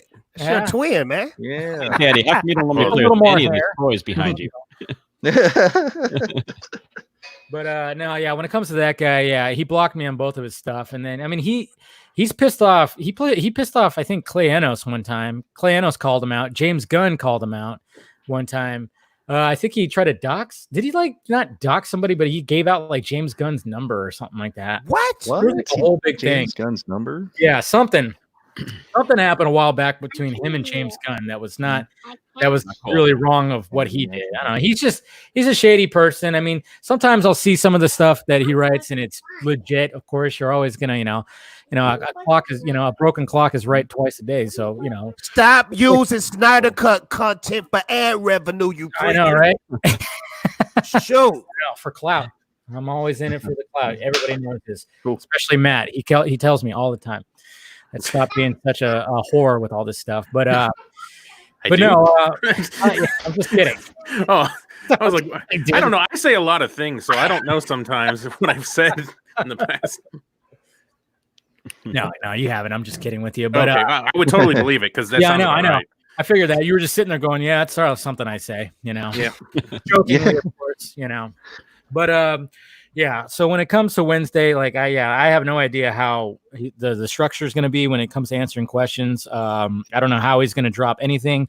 It's going to be, how long that watch is going to be for everybody. Do you realize, like, we're going to sit there and we're just going to be like, okay, I know. we're at the first flight. We're getting there, guys. Jeez. Yeah. Are we going to wait till the end credits? What's going on? Yeah. At least with BVS, he didn't sit there and like he started moving on when the credits started to roll. Because I was kind of curious. I was like, how far is this going to go? Yeah. So And all I'm thinking about is at least Man of Steel is about 40 minutes shorter than BVS. thank God, right? That's true. Yeah, that's true. Jeez. Just be like, we already know the ending, Snyder. Start answering questions. We already know. Yeah. He breaks off that. We get it. We got it. Yeah. Just fucking answer questions. I don't know. What do you think? Do you guys? Do you think he's gonna just take his time? And Fatal J is posing for a thumbnail right there. That's good. We'll use that for the thumbnail. Yeah. Do you think like is he going to start answering right as the credits are rolling, or is he going to? I mean, one of the things I noticed with the BBS watch was, and there was sometimes it was kind of frustrating, but kind of not, when he'd have his storyboards and he's trying to find like the certain scene for like a storyboard, and like something's happening, and I'm going, no, look up. Right. I want you to talk about the I scene. was like, I Stop did, it. yeah. Or his Yes. And I'm just or like, the fact that he starts really enjoying it. He's starting to kind of just like He watches the movie. Yeah, he's like, oh, I'm supposed to like, talk. oh, and he's just kind of sitting there chilling, and we're all quiet, just sitting there listening Yeah. to his TV. Yeah. Like, Yeah. yes, It's so exactly. funny. Exactly. Yeah, it's funny because the way I had it, I was on my couch, so I had my screen over here and I had my laptop, and it's just funny because like I'm watching it, going, yeah, this is fucking awesome, and then I'm looking and I look down at him, and he's just like that too, and I'm like, yeah, he knows. Like I just want him making another because he's collecting these. I mean, because it's a post on Vero. I mean, anyone can go and leave a comment. yeah. I wonder if some of the. I mean, obviously they're going to curate the questions because there's also a lot of the same questions over and over again because people aren't going back and looking at it. So I'm almost curious if there's a condensed thing. Okay. All these can get kind of wiped out because they're all asking the same thing. And I wonder if they can get sprinkled in as part of the commentary, like, oh, this would be a good time to answer a question because it's what's happening on the screen right now. Yeah, could be. Oh, this could be Because but the advertisement also says watch party and Q&A, and I feel like it's worded to say that the Q&A is going to happen. Q&A. Yeah. Oh. Like the Q&A is going to happen after. So then I'm just kind of like, I don't know how it's going to happen because once again, it's another one of those, this has never happened before. yeah. Yeah, that's true. Plus, That's also, good. isn't Ray That's Fisher exciting. going to be part of this? Didn't Ray Yeah. Fisher hint that he was And going Ray to be there anyway? Well, he He's gonna tweeted something and then watch. deleted the tweet. Oh, Did he really? Yes, he said something like I'll be there or be there or something, and then when you go to click on the tweet again, it says this tweet has been deleted. Really? Oh. Ray Fisher or Ray Porter? Ray Fisher. But look here, Oh. I don't know about you guys. I'm going to have a blast because Man of Steel is my favorite superhero You movie said of all I'm time. already there. So Well, let me tell y'all guys something. I'm going to have a blast. I'm going to be in my tidy whities. I'm going to have some socks on. That's it. And a big bowl of cereal because this is going to be early in the morning. I'm going to have a bowl of cereal. blast. I'm going to have a blast. Man of Steel for the win, baby. Yeah, I'm you're gonna work probably both? going to have to go and buy a dozen donuts and a cup of coffee for my wife, just like I did for the BVS one. It's going to be like, here, honey, I love you. Because this is like 10 in the morning. So it's going to be like 10 to like 1 in the afternoon. And it's going to be like, have fun with the kids. Oh This my is going to god! cost me another Tiffany's necklace or something. I got to be up at 5 in the morning. Yeah, you do. It'll be dark. I think it was, But at least everyone else will be sneak asleep. yeah. That's You'll be in your right. little That's paradise, so true. suck it I'm up. gonna sneak Yeah, up. Yep. because the BBS watch, I think was at 6 a.m. Pacific time. No, it was, or was it, It was late? 8. It was still 8. It was still Yeah. 8. It was still the same time. Yeah, So- still the same time. Okay, Why so it don't- wasn't too bad. Yeah. Well, it's still. Well, I think back then it was still the hours were different. He was like 2 hours difference than 3 hours Yeah. for my time to that that's time. right, because So you don't change the time. yeah, Well, who Weird. was it about this that was saying that this thing was going to end right around 2:14? oh Scott, And it's not quite right. It's close. Well, it depends on how long the Q&A lasts. Like, yeah. So, yeah. I mean, You Who East knows? Coast people are so biased. Jesus. Why do you always think Yes, it's going we to are. end at 2:14? Everybody says that in our comments, but we're West Mhm. Coast, so that shit's not going to end until like 11 at best and stuff like that. So, I mean, that's where things happen is on the East Coast. oh yeah, Am I sure. Hey, well, he lives on the West Do I have Coast. any other East Coasters Yeah, here? No, I don't. Do I? No, the only one in the future that far. So Yes, I'll let you know how it goes. yes, yeah. Let us know if he announces the damn thing before Yeah. everybody else. Yeah. That'll be interesting. Oh, But yeah, I man. don't know. I mean, I don't know how much he's going to talk about. Like, say he does like kind of announce it or anything. Mentions it or does some kind of whatever he's going to plan on doing. The reason why that we have to pay attention to the Q&A that people are saying. I'm just wondering, like, the logistics of everything. Like, how is that all going to end up coming out? Like, what kind of format? I mean, obviously, there's been a lot of talk about the fact that it might be broken up into a mini series. I kind of want to get your guys' opinion about that. Hey, it's getting to the nitty gritty here. First off, Swinson. I mean, obviously, I think you're fine with it because we've talked about it. If it were to be the Snyder Cut were to be broken up into a mini series, you'd be okay with it, right? Oh yeah. Well, first of all, whatever Zack Snyder wants to do, I'm all for it. That's what it comes down to. That's the Yeah. thing. Like- When people were arguing in my Yeah. memory, it's like everybody always says that. I'm like, yeah, exactly. And then that's it. Like it's weird to say like I'm not gonna watch this. Is it a series? Was like, well, dude. Of course he approved it, But like, well, I gotta say, when you first did that poll in November of 2019, so you knew ahead of everybody else. But it's like how when you had that question, I was looked at. I was like, I was taken aback. I was like, oh, I've never thought about it. But as you think about it, it's like that's actually fantastic. I mean, that's more than what we were gonna get, right? Because he would have to kind of elaborate a little bit more. And then now we're hearing something about the assembly cut possibly being part of that. More, more character development and things like that. And I think, that's more Snyder content. Right. Why not? I mean, that's a given for me. I don't know.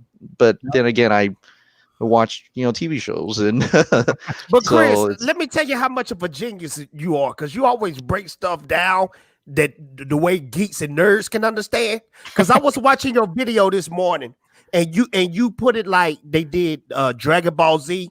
Dragon Ball Super, Battle of the Gods, and they did just like that. Like they did the movie, and then when they did Dragon Ball Super, they split that up in 9 or 10 episodes, I believe.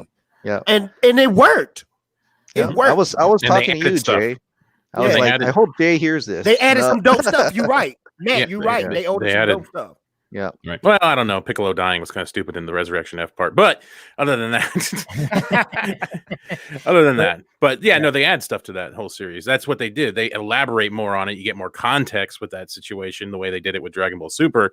And again, this is more context. And I'm really surprised by some of the reaction because we just did a video and we got a bunch of comments in there. Same thing. I'm not going to watch it as a series. It's got to be a movie. Or bust. Yeah, that's what it's all about. But the fact that I don't know. To me, it's like he's not compromising anymore. What happened to not compromising? I'm like, wait, he gets to add more footage, shoot additional scenes, and you're thinking he's compromising. Right. No, it sounds like he just flapped his dick on the table and said, I'm doing what the hell I want to do. Right. That's what it sounds like to me. Big old dick swing coming your way. I don't know what the hell people think is a compromise. So between the dick thing and the unloading thing, I'm just like, Hey, Chris, you have hot dogs. You have no. I know, dude. That's true. Right. God damn it. I was thinking someone's gonna do a phallic thing every time. Snyder already does the phallic things. That's true. I see somebody We're in the inspired chat by that. I see somebody in the chat saying Signor is going live. Is he on with Andy right now? I want to know about these water sources. These water sources. I gotta read you. That guy Lightcast, he sent me saying that he asked Andy for apology, but he said no. He said not a chance. He's like Andy's saying this, and he says not a chance. He's blocked, and I will never interact with that individual again. So these guys for an apology. Is it just me, or I could care less about all this drama shit? Who denied what, and I honestly could care less about that. Well, you know what? Brian in the chat, he said it best. He said, F Signor, his sources is a mirror. wow. That's a good one. That's a good one. I like that. I like that. Like I said, when this finally happens, all that is meaningless, regardless, and then the scope of things, all this petty fighting, and I know Davey got quite a bit this morning until I got on, and I'm like, oh my God, what are you involved in? What did I do? I know, that was all because of you. I know. It's all good. I didn't care. But look at this right here. I guess he's on. Oh, hello, Andy. He's looking at me. That puppy dog face. He looking at me right now. What's up, Andy? Hey, There's Garza right there. Garza, yep. Oh, come on, hold up his internet. Yeah, Hold his internet. hold up his Yeah, internet. yeah. And his His plug. internet Hopefully gonna his plug stay on. doesn't ruin it either. Something Got my about boy- cutting. Something Got my about- boy Garza in the bullpen, man. Yeah, he is. He's on the front lines. That's our Yeah. boy right there, guys. Well, hopefully, I don't know what they're We'll saying. let him handle that. Yeah, I don't think Andy's gonna have me on ever. Yeah, we already exchanged pleasantries and DMs, so I don't think that's gonna happen after that video that I did not like, and I deleted it. Yeah, he was not a fan of it either. What? I mean, what did I Why? That That intro was though. pretty nice. I know. I shouldn't The have. intro. That The intro was intro. pretty good. Come on, the intro. The intro was like dropping nuclear bombs on your enemies. Hey guys, by the way, I saw something in the comments that I thought was interesting, and I have to agree because I've noticed the same thing and I've been sharing them. What do we think about David what do Ayer. we think about David Ayer being very Oh, yeah. supportive today? Oh, Very true. Well- that is true. Well, let's be David clear, Ayer. and I mean, I guess we're not insinuating anything here, but I mean, David Ayer has been awful active lately. When it comes to his own cut and Yeah. his own film that got butchered in a very similar manner. And so, you know what? We're in the streaming war days right now, and HBO's looking for talent. Zack Snyder's a prime talent, and Zack Snyder also wants to be in a streaming game as well. So, I mean, all this stuff just kind of makes sense. And of course, we already know that David Ayer has already been dabbling with Netflix. So, I mean, Right. I'd say I'm guessing if there's not anything kind of locked down, there's certainly discussions happening, at least to some degree, with all these guys. I don't know if you can find this, Dave, but Jim Vejvoda, I don't know who he is, but he has he's a check mark. Yeah. I don't know who he is, but he says 3 things I hope probably in vain to never hear about again in 2021. Well, he's a Trump. The Snyder cut and Jared Leto's Joker. So I don't know. Some people told us, is he insinuating that the Ayer cut is also something that's, a Trump's gonna get possibility with reelected. this? We'll cut that one out. But the Snyder cut and Jared Leto's Joker, he tweeted that out. So I don't know. Well, I hope I don't get in trouble for this. But me and You will. Warstu, I probably will, because me and Warstu talk on Instagram, and he showed me about this guy named Dustin Nolan, Eric Zakich. He said this is a pretty big dude that's talking about the Snyder Cut. Can y'all see that? Nah, I can't really. I see can't it. read it. I can. Yeah. Yeah. Oh, a bell Focusing. cannot be unrung. Okay. No, Oh yeah, no, no. bell cannot be unrun. Okay, that's not bad. I mean, Yeah. you do that, so at least. But what were we talking about? Warstu, I'm Haircut. sorry, man. Haircut. Warstu probably not gonna ever. He probably ain't gonna never talk to me again for sure. Oh yeah, that's right. You've been exposed. No, but the Ayer cut, I mean, we saw. Exposed. Yeah, when you the tweet that I just showed right there, which actually shows David Ayer talking about Diablo survived originally and Harley Deadshot hooked up as a couple. You kind of got a sense of that, when you see the whole movie and you see they kind of in even Deadshot when he's supposed to shoot her and he misses. I mean, come on, we kind of. And it's been done in the book, so it does make sense. But the fact that it got changed during reshoots, So that means the Birds of Prey is Well, definitely not canon to their no. Well, I just hate that we lost all the Jared Leto footage, because I've been saying this. Joaquin Phoenix and Jared Leto is on the same acting level, in my It opinion. can be. Have y'all never seen Dallas Buyers Club? Yeah. No, I Yeah. haven't. It's on my, it's on my list. Oh, he's Yeah. fantastic in it. Jared Leto, exactly. That's Oscar worthy. Jared Leto. Well, he is won top it. tier. He won it. Yeah. He won I it. really, Yeah, that's a I bold really prediction you got there. believe. I really believe if they said Jared Leto, you had your own Joker movie, he would have did the same performance as Joaquin Phoenix. Would have been. I truly believe that. It's interesting that all the Joker actors have won Academy Awards, and 2 of them won them as the Joker, which is Yeah. pretty crazy when you think about that. Yeah. But no. I mean, we all want to see that. I mean, we know there's plenty of footage, and the fact that it was changed at the end, that he was supposed to be there at the end. I mean, that was one of my biggest gripes. Is why isn't Joker? Why is he not the ultimate baddie? We got Enchantress, doing her little fucking, naked hula hoop dance, in front of the portal thing, whatever the hell she was doing. And I was like, cool, but what the hell? Why can't we? Does it have to be paranormal? Can we just have it where it's Joker? But apparently it was a mixture of both in the original movie where he made a deal with her to get Harley. And I'm like, yeah, that was kind of my idea. I'm like, I always thought the idea should have been Joker steals the heart, Enchantress's heart from Waller, and then holds it kind of ransom to get Harley back or whatever the fuck. So, do you get the sense that her brother wasn't a character? He kind of almost gets. I did. Yeah. And then Incubus shows up. And then there was like the concept art that came out with that. A lot of people thought when they saw the concept art that, oh, that's Steppenwolf. But I was like, no, that's Incubus. But Steppenwolf was supposed to be teased at the end, apparently. So, yeah, that's the thing though with the error cut. Oh, go ahead, man. I was just going to say, but I just think it's interesting that not only has he been dropping that, but he's been quote tweeting about Zack's Man of Steel commentary, like with fire emojis and stuff. And then also, I think quote tweeting like Paul Shirley from Joe Blow about, the dicks.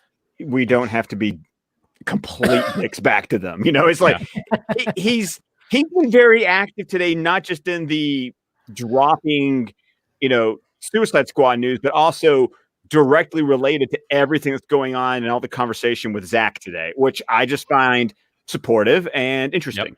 Yeah. What were we gonna say, Jay? Sorry. No, I was just saying I gotta go. I gotta massage my wife's back. Oh, look at you. Oh, wow. Hey man, look. You already know what time it is. No, but Dave, man, that leads to other things. Okay, sorry. Yeah. Dave, Don't forget to turn your camera off, though. Yeah. Oh, and your mic. And your mic. There are rules on YouTube. Hey, y'all don't want a sneak peek? Yeah, This stream about to get real. It might go viral, man. I don't know. I might. I'll share the proceeds. But no, man, Dave. Hey, man, it's always an honor to be on your show, man. I appreciate it, man. Tim, Matt, Scott, it's awesome meeting you. Chris, thank you. You already know it is. I feel like I deal with Chris every day, and I like that. Got a little side action going on, huh? Yes. But Dave, man, thank don't you think so of me much. when you're massaging. Anytime, brother. It's nice meeting All you, right, Jay. You take care, peace buddy. out. Jay. Hey, and one more thing, release the Snyder Cut, baby. That's right. Happening. All right, thanks, Jay. Appreciate it. Hey, Matt, what were you going to say? Because I totally cut you off, and I'm sorry. Oh, man. no, it's fine. Okay, Steven, are you okay? Hey, Steven, where are those little colorful lights behind you this time? I can go turn them on. It'll take a minute. No, don't worry about it. No, that's fine. We're good. All right, well, welcome back. I think Steven. Matt's trying to say something. Thank you. No, it's fine. Go ahead. Oh, no. You get all the time in the world. This thing's going until midnight, right? Yeah, probably. We're not stopping Maybe. until we've seen the Snyder Cut. We're not stopping to the live watch, okay? Yeah. And we'll stop. And no, We're we'll gonna just do a all live watch commentary together. on the live commentary. That'd be Yeah. fun. Oh, there you go. Oh, I damn. thought about that. I'm not gonna lie. I thought about that. Hmm. I was gonna be home. I kind of thought about that, but I mean, Steven, Yeah. honestly, if I would be up if to you it. announced it during the commentary, wouldn't you want to be live at the moment? Yeah. Jesus, I don't know. Don't tempt me, Steven. Jesus, I'm gonna get all you guys on here. We're all watching. I wouldn't together. mind. Could be interesting. We'll think about it. But Steven, so what are your thoughts now that we've actually, all these guys have mentioned like what they think might happen, what could happen, how they're going to do it. What are you thinking? We'll give you the next 25 minutes to you. Oh well, you know that's not enough time for me. Matt's getting comfortable. One more thing. No. Yeah. I don't know. I mean, I had you guys on, so I'm not sure what like as I was putting the kids to bed, and so I kind of heard what you're talking about. I don't know really if there's anything you necessarily missed. I think it's I'm not really seeing anyone questioning what's going on anymore. I think it's kind of a foregone conclusion just because of enough people are like, yep, it's happening. So the question is kind of like, when is it going to be official and from where? I'll say one thing we already know. I talked about this on the Real in Motion podcast that some of us were on the other night. Way to rub it in. Wait, you were on a week before. Oh yeah, that's right. Yeah, how dare you? With Garza and Everts, but that if you look at the Heroic Hollywood piece that Humberto Gonzalez published, he knew about that screening for months. And so the screening was not what triggered his article, because he'd already known about it. It's not like he just found out about it and then wrote about it. So not only did he write about something that he knew was months old that he had known about already, but he also left out the detail about that it supposedly wasn't well received. And that's because he was fudging the data to match a narrative. And the narrative was that he was saying the Snyder Cut's coming.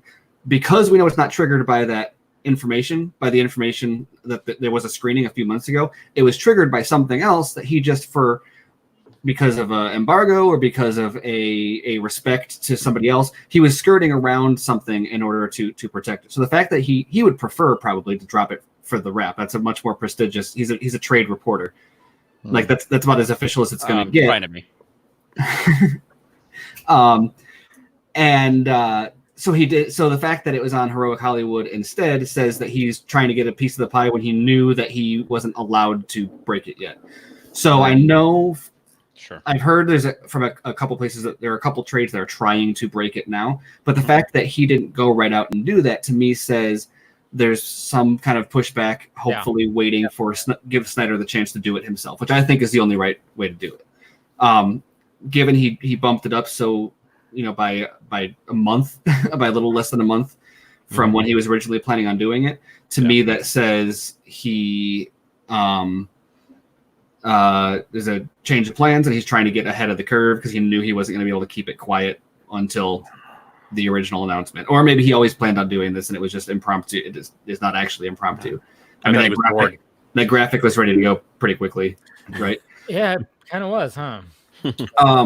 So I don't know the details about how exactly that panned out, but if you kind of look at the meta narrative about the way the articles were crafted and have come out, and now there's like silence from the trades. Maybe Hollywood Reporter or Variety, I know are going after it. Maybe they'll get it ahead of time, but they like I said, they already know the information, so it's not like they're trying to hunt for scoops. They're trying to get permission to publish it at this point. I'll be curious to see if that happens. Or I think, like I said, the fact that Zack bumped it up to me says he's saying no, it's mine. I'm going to announce it. Right. And so everyone's going to want to crash Vero on Yeah. Yeah, that's what we were kind of talking about. They can handle it. They can be able to handle it. Their servers. I mean, maybe BVS was a test run. I mean, I'm sure they talked to Eamon and were like, "Hey, like Eamon Hariri, they're like, hey, we need whatever, whatever bandwidth we can get." I have a hard time believing they would, because they're going to get quadruple the traffic they were getting. I mean, at a minimum, of what they were getting for the BVS watch. And so if they don't want to just like obliterate Vero for the day and then have him like, what, he's going to do a backup to YouTube, or like, what's he going to, like, I'm sure they've spent the time since BVS, because this has been in the works for a long time. Obviously he's been very, very methodical for, who knows how long. But even if you go back to like when he was dropping stuff during production, it makes you wonder, like, why did he drop a picture that said VFX for final approval on his birthday in March, or when is it March? His birthday, 2017. Yeah. It's like, why would he drop that then? Like, it's just such a random. And you look back and you're like, oh, that's exactly what we need to know to know how far that part of the VFX were along. And there's a bunch of situations where like that, where it's like none of the stuff that he dropped, like he dropped something for ADR that tells us how far along things are. Yeah, very strategic. Yeah, and it goes back to one of the articles. I remember, I think it was either the week after you were on our show back in 2017 or 2 weeks after, when we were already 7 years ago. Oh my God. It's been so 84 long. years. But there were already articles back in 2017 that were able to start putting a timeline together, and to think about all the information we've gotten in the last 2.5 years. But because of those posts, timelines were starting to be constructed. A week after opening. I guess we didn't talk about this on that episode because is something heating up over on? I don't know. That's our boy. Our boy's still talking. Are you texting Garza to find out what's going on? I'm not. I don't think he can text right now. But I just noticed that it seems like it's going well. I don't have the audio on. Yeah. Well, I mean. Oh, listen to this. I see a lot of people. This person demands a pilot. No. People who come out and said, "You're a liar. to me to my face, screaming at me, saying, "No, you're wrong. You're wrong. You're wrong." I'm sorry. It's not a civil conversation, and that's not. No, it's not. You never started a civil conversation, though. You never had one from the start. You went on to freaking that Jody's Corner web thing and just obliterated everything and just talked mad shit. And now you want people to have a civil conversation with you. It just makes no sense at all. And you can't just fall back on your sources when they're wrong. Like if your source is wrong, you can't be like, I don't know, my source was wrong. It's like, no, that's your fault. You are responsible for vetting the information. Right. Like there's a reason Dave and I have like been right about everything, and it's because we verified. You can say it. You can just say it right now. You're right. The humility in that comment, Jesus, man. Oh, and it's because someone will send one of us something, and we'll say, "Hey, does your guy know anything about this? Does my guy know anything about this?" Kind of double check timeline. There's things that we would sit on forever until like Zach would post something about it, and we'd be like, "Oh, wow, we should have posted that." And I think we're sitting. You know, I'm very confident going into tomorrow that people are already being like, "Oh, hey, Steven was What's right." happening tomorrow? Or not tomorrow. You're ahead of yourself. So far ahead. He's breaking something right now. Not that I'm like beating my own chest about it. Just yeah, you are. Not as much as Garza, but like not as much as cars. But the point is, you can't just if you're gonna say, oh well, no, my source was confident. It's like, well, yeah, sure, it's your job to get a second source or to double check their information or whatever. So yeah, sure, go ahead and blame your source that like they were wrong, but it's not like there was exclusively bad information out there. Thanks, Victor. Victor, you're awesome, Victor. That's the guy who made the poster. Yeah. Man, talk about if anybody's excited right now, that Victor. You get to go to the shoot. I'm sure he's checking his phone. Yeah, Victor's finding a cure for Corona right now for the man. He's like, all right. He already got the call. Yeah, he's the guy. He won the poster contest. So if this additional photography happens, he's going to be on set for it. So that's pretty awesome. And thanks, Victor, for inviting me. And Victor, you got to let us know as HBO contacted you. Blink twice. And no, I will not split that between everybody. That's all mine. Go ahead, Steven. Always knew it. You just proved everybody right. I always knew it. Senor was right. Senor is trying to. Next time you guys do streams, I'm throwing like $3 at you. There we go. All right, go ahead, Steven. Sorry. No, I mean, I was just click trying that to cop one. out of that his... is my +1 after all. Click that one. There it is. My +1. Oh no, dude! I thought it was no.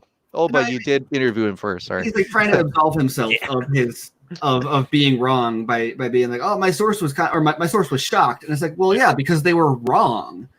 That's why they were shocked. Yeah. Like the fact that like they were shocked means that you should not have reported what they said in the first place. But like, you know, I don't know who his source is, and I'm not like.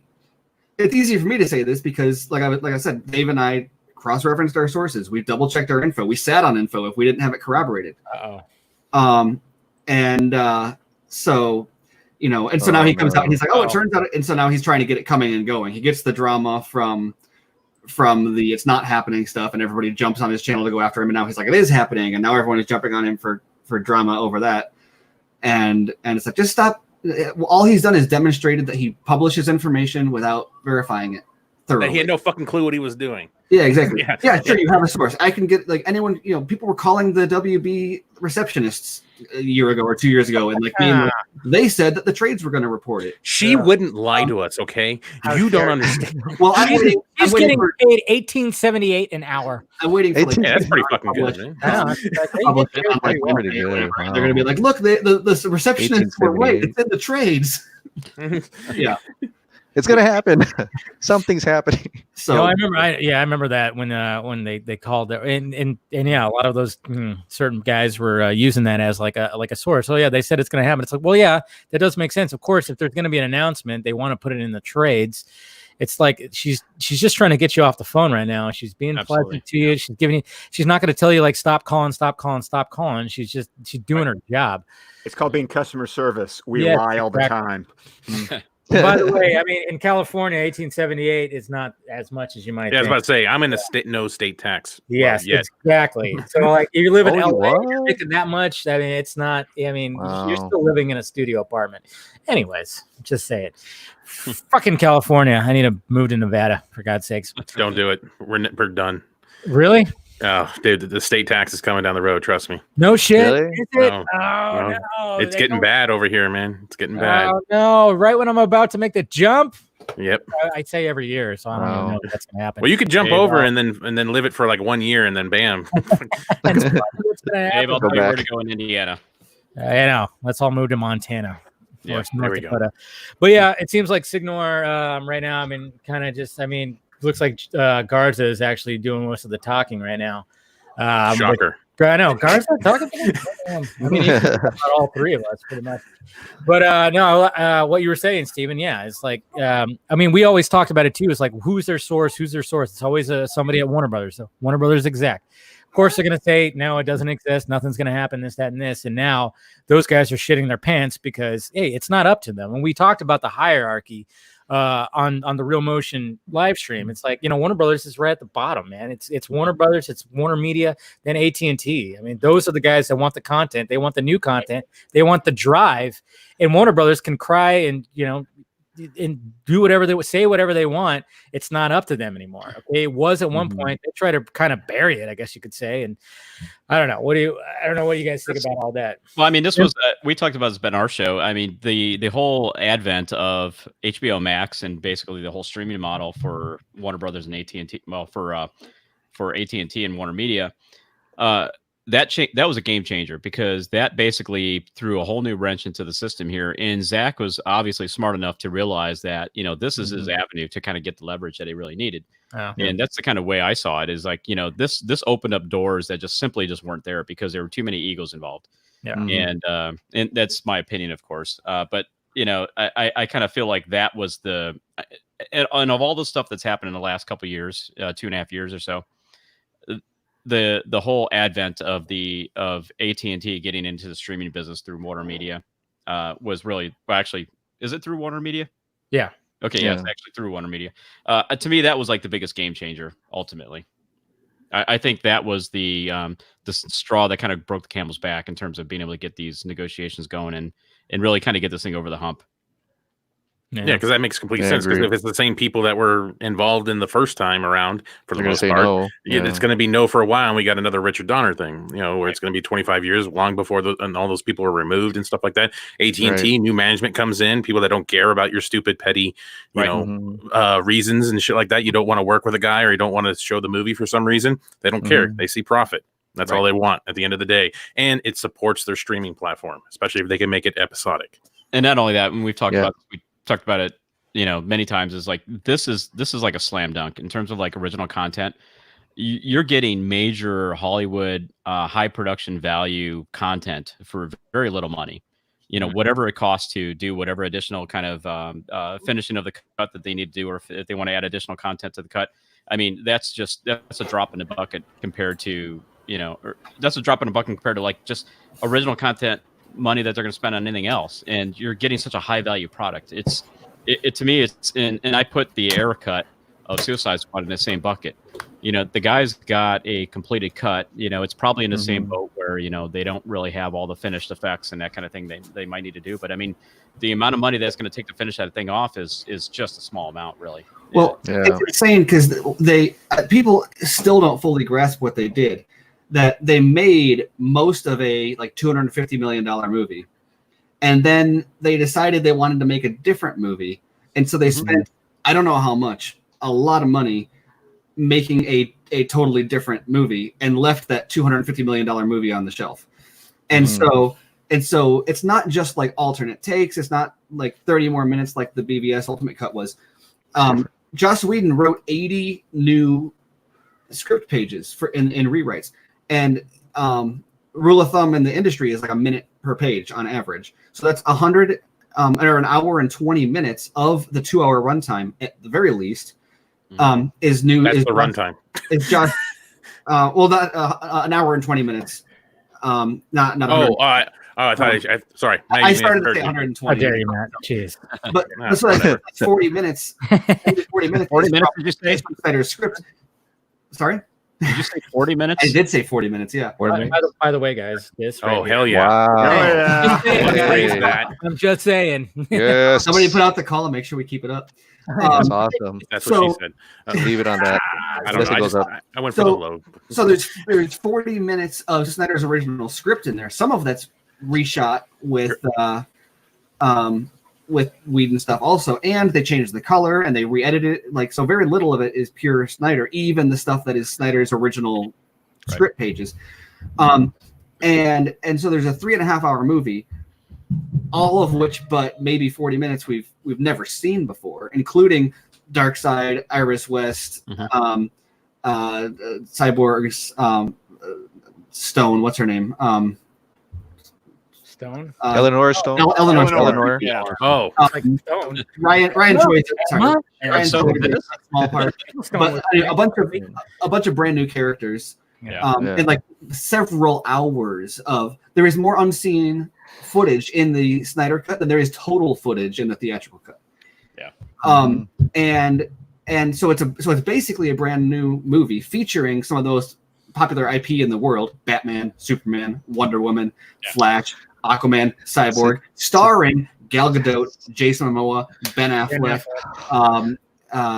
Henry Cavill. I mean, and after The Witcher, in December. Yeah. I mean, that's like the best thing is like The Witcher legit. I mean, Mission Impossible 6 happens, which was fantastic, and then The Witcher happens, and you better believe over Christmas break, what was everyone talking about? Yeah. The Witcher. Cavill's X. Yes, I know. Exactly. And so you have this movie that's starring some of the hottest actors right now, featuring some of the most valuable IP out there. Most of it's not even seen before.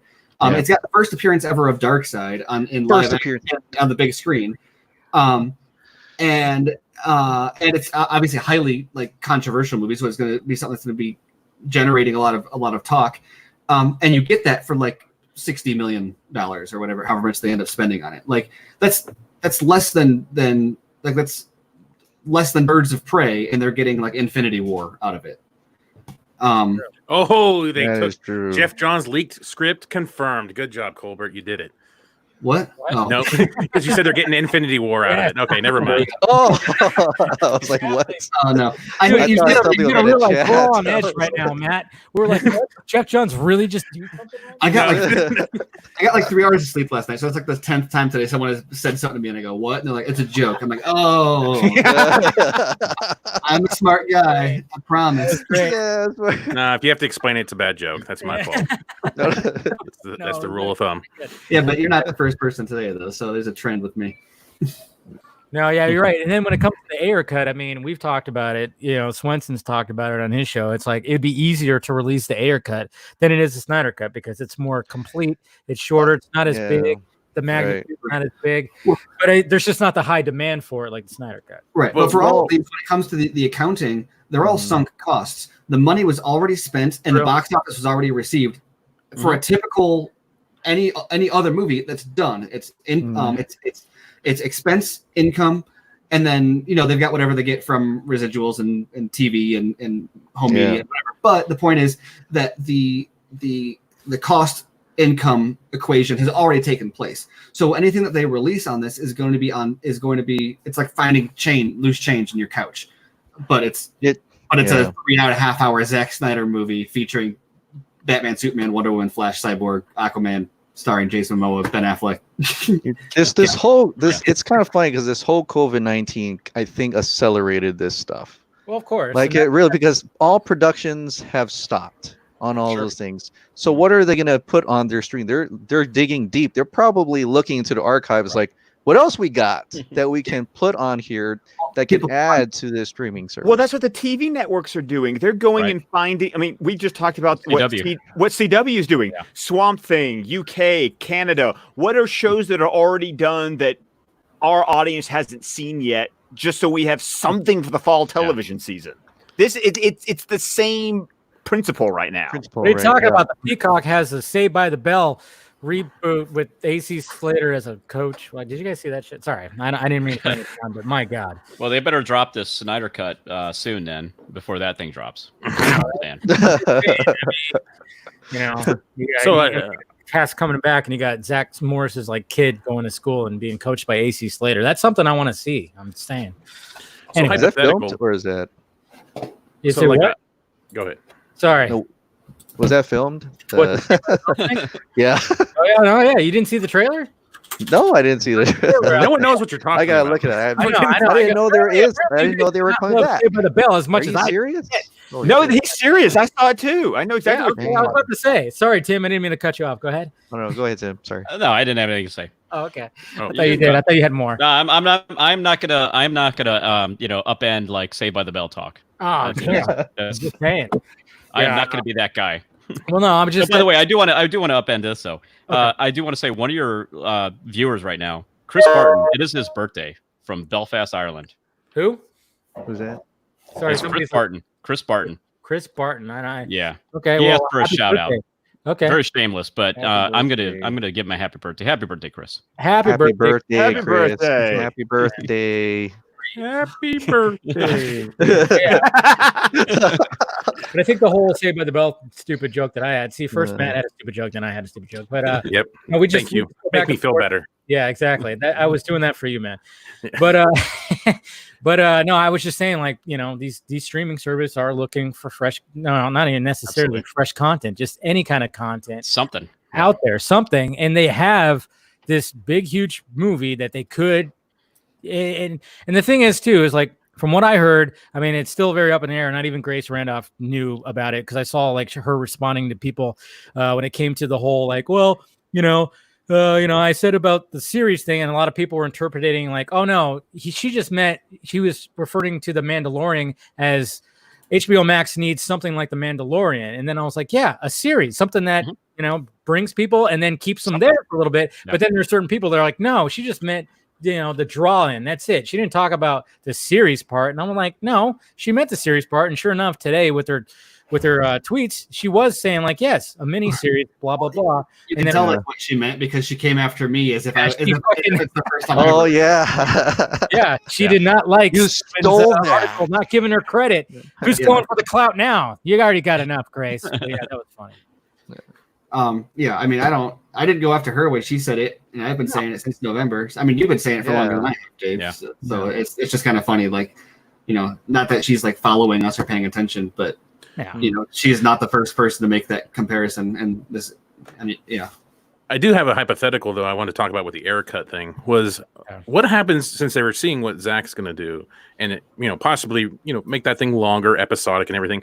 Would they try to have Air come back and actually re-edit his cut a little bit to add more Joker to potentially add more value? Because we don't know how much Joker is actually in his cut. It's true. Maybe he has so much Joker footage and so much unused Joker footage to obviously raise the value of his cut. Would they have him come back to re-edit it somehow to have more Joker in his cut? And that's kind of something I was thinking that they would do because that's like a popular search term is still Jared Leto's Joker for the most part. So would they have him come back and re-edit it to add more Jared Leto Joker? With a $60 million budget. Why not? I mean, seriously, why not? Why not do this? I mean, it's this is like easy original content. You've got major productions that have been filmed. You got a lot of stuff that, especially from a fan base. I mean, you know how committed, us in this genre, how committed we are and how enthusiastic we are. I mean, that's like a no-brainer to me. I mean, like bring that stuff in. If you want to, stretch out the Snyder version of Justice League over a couple month period, let's follow that up a month later with some, David Ayer Suicide Squad, and just keep pumping the stuff out. And I don't know how many things Warner Brothers has in the hopper here of like times that they've kind of interfered with films, but you at least have a couple examples where you can kind of get that. You can kind of get that thing churning. There's The a Wonder lot of- Woman ending. Or people keep on talking about the Mortal Kombat Legacy. Was that the show? The web series, the Mortal Kombat. Legacy, yeah. There's like a whole season that was done that just never got released. Oh. And like there's a bunch of stuff like that that's just You know what's out. weird about that though is Sure. like I remember that was based off that trailer that came out, and the trailer was awesome. But then when the actual series came out, I don't know if you guys any of you guys watch it? No, never watched it. No, Yeah, never it watched. didn't. It had the same players in it, like Michael J. White and everybody, but it didn't feel like that trailer. Like it felt a little more watered down than that trailer showed us. So it was a little disappointing. I remember, but yeah, Seems to be a trend. Yeah, I know, right? Yeah. I don't know. It was just kind of strange. I Watering. remember that trailer was blew up and it was magnificent, and then when there's they one. put up the first couple of episodes, it wasn't didn't have the same tone, didn't have the same feel. But so what were you saying, Steven? That it's out there. Okay, And it's not the only thing that's like that. yeah, And there's directors cut. Sucker Punch, for example, needs a few $1 million in VFX there you work. go. And then we also talk about Fountainhead. I mean, we were talking about Fountainhead too. I mean, Warner Brothers owns that, and Snyder has shown interest that he wants to do it. And what better place to do it than on a fucking streaming service? Hello, Right. The book can stop a fucking bullet. I mean, Well, and I'm pretty convinced. I don't know if the news will come out at the same time, but I've been pretty convinced this whole time that the Snyder Cut is going to accompany a overall deal. Yeah, multi-streaming show deal. Last Photograph, maybe the Washington and/or Napoleon movie, but he's not going to direct all of them either. It's going to be a Stone Quarry deal, and he's going to have other directors direct. It's going to be like 300 Rise of an Empire. There's going to be a Zack Snyder label. Yeah. Through Stone Quarry on. I was going to say this is sounding more like Snyder Max more than anything. I tell you what, I kind of relish the whole theory of the Snyderverse on HBO Max. Yeah. So that's why I kind of like the idea of maybe taking this Justice League cut of Snyder's Justice League cut and go ahead and make a little bit of a miniseries out of it, and hopefully it takes off enough, and then we can convince some of these other actors maybe come back and maybe just kind of continue on in the world that he created, because clearly they're not necessarily going to do it in over in DC Films. There was a. Are you guys the ones that Tim and Scott that pulled up that Adweek article that talked about how HBO Max changed its marketing plan? Or somebody clued me into that. I'm trying to give you credit, but you don't remember. Marketing plan. We'll take the credit, but I don't think we did it. I don't think we did it. So, I referenced this in my article that I wrote this morning about making it a streaming series. HBO Max had a marketing plan that was very much focused on, hey, we've got TBS content and Adult Swim content, and in marketing all of the different content channels they had. Oh. But they did some research before that marketing plan went into effect, and they found that people weren't really responding to it as well, and they switched it up because what people were responding to was the characters in their portfolio. And so they found that there was a lot of stuff that was surprising to them, like Wizard of Oz characters had a really, really good reception on surveys. They were really popular. And so what they ended up doing was crafting the entire marketing around what characters were popular with people, right? Well, that makes sense because I get those. I'm in that Warner Brothers A-list community. Right. I fill out. I got. Talk to us about your streaming service, your streaming subscriptions. Actually, I got the email notification while I was on this because I fill those things out once a week. So that's exactly the kind of questions they're asking about. And then you guys know what came out the other end when that marketing campaign executed, right? Who's front and center in Wonder Woman? Mm-hmm. Oh, yeah. But even she's on the left, I think, and Aquaman is on the right.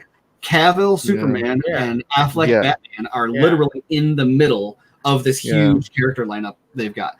Right. So HBO Max is already, to borrow a classic term from 2017, all in on these Justice League characters, and so they know that people like these characters, and obviously they're releasing the Snyder Cut supposedly, and I'm just trying not to put the cart in front of the horse. Yeah, I know. That's we kind of made that joke already. It's when I said hey, what do you think about the news today? There really wasn't any news at all. There hasn't been anything that's dropped. We're all just looking at everything that's happening. It's all big speculation. Because people are just catching up. It shows that catching on. Warner Brothers, if everybody remembers, after BVS dropped, or Suicide dropped, they had all their own social media channels that basically went dormant. The BVS Twitter handle stopped tweeting or would tweet really rarely.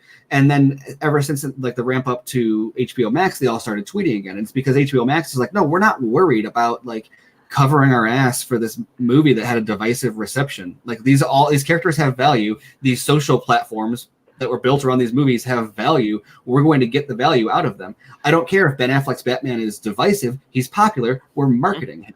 Right. And so if we were to tell them like, okay, so does that mean you would be interested in more Ben Affleck Batman content? They'd say, fuck yes, we're putting him front and center in our advertising. Of course we'd love Ben Affleck Batman content. Yeah.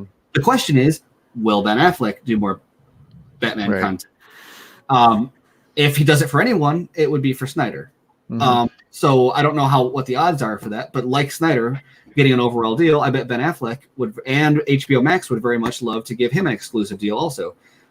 He's got to make, I don't know if he has a deal for his McMillions or whatever that movie with Matt Damon is. He's got a variety of projects that have been like in the works. It's crazy. Scott, Scott, you need a bounce? Yeah, I have a pregnant wife who needs dinner, so gotta go. You and Fatal J, always about the wives. Jeez. We're talking probably next. No. I want to live. Appreciate you coming on. Doesn't have a microwave, Scott?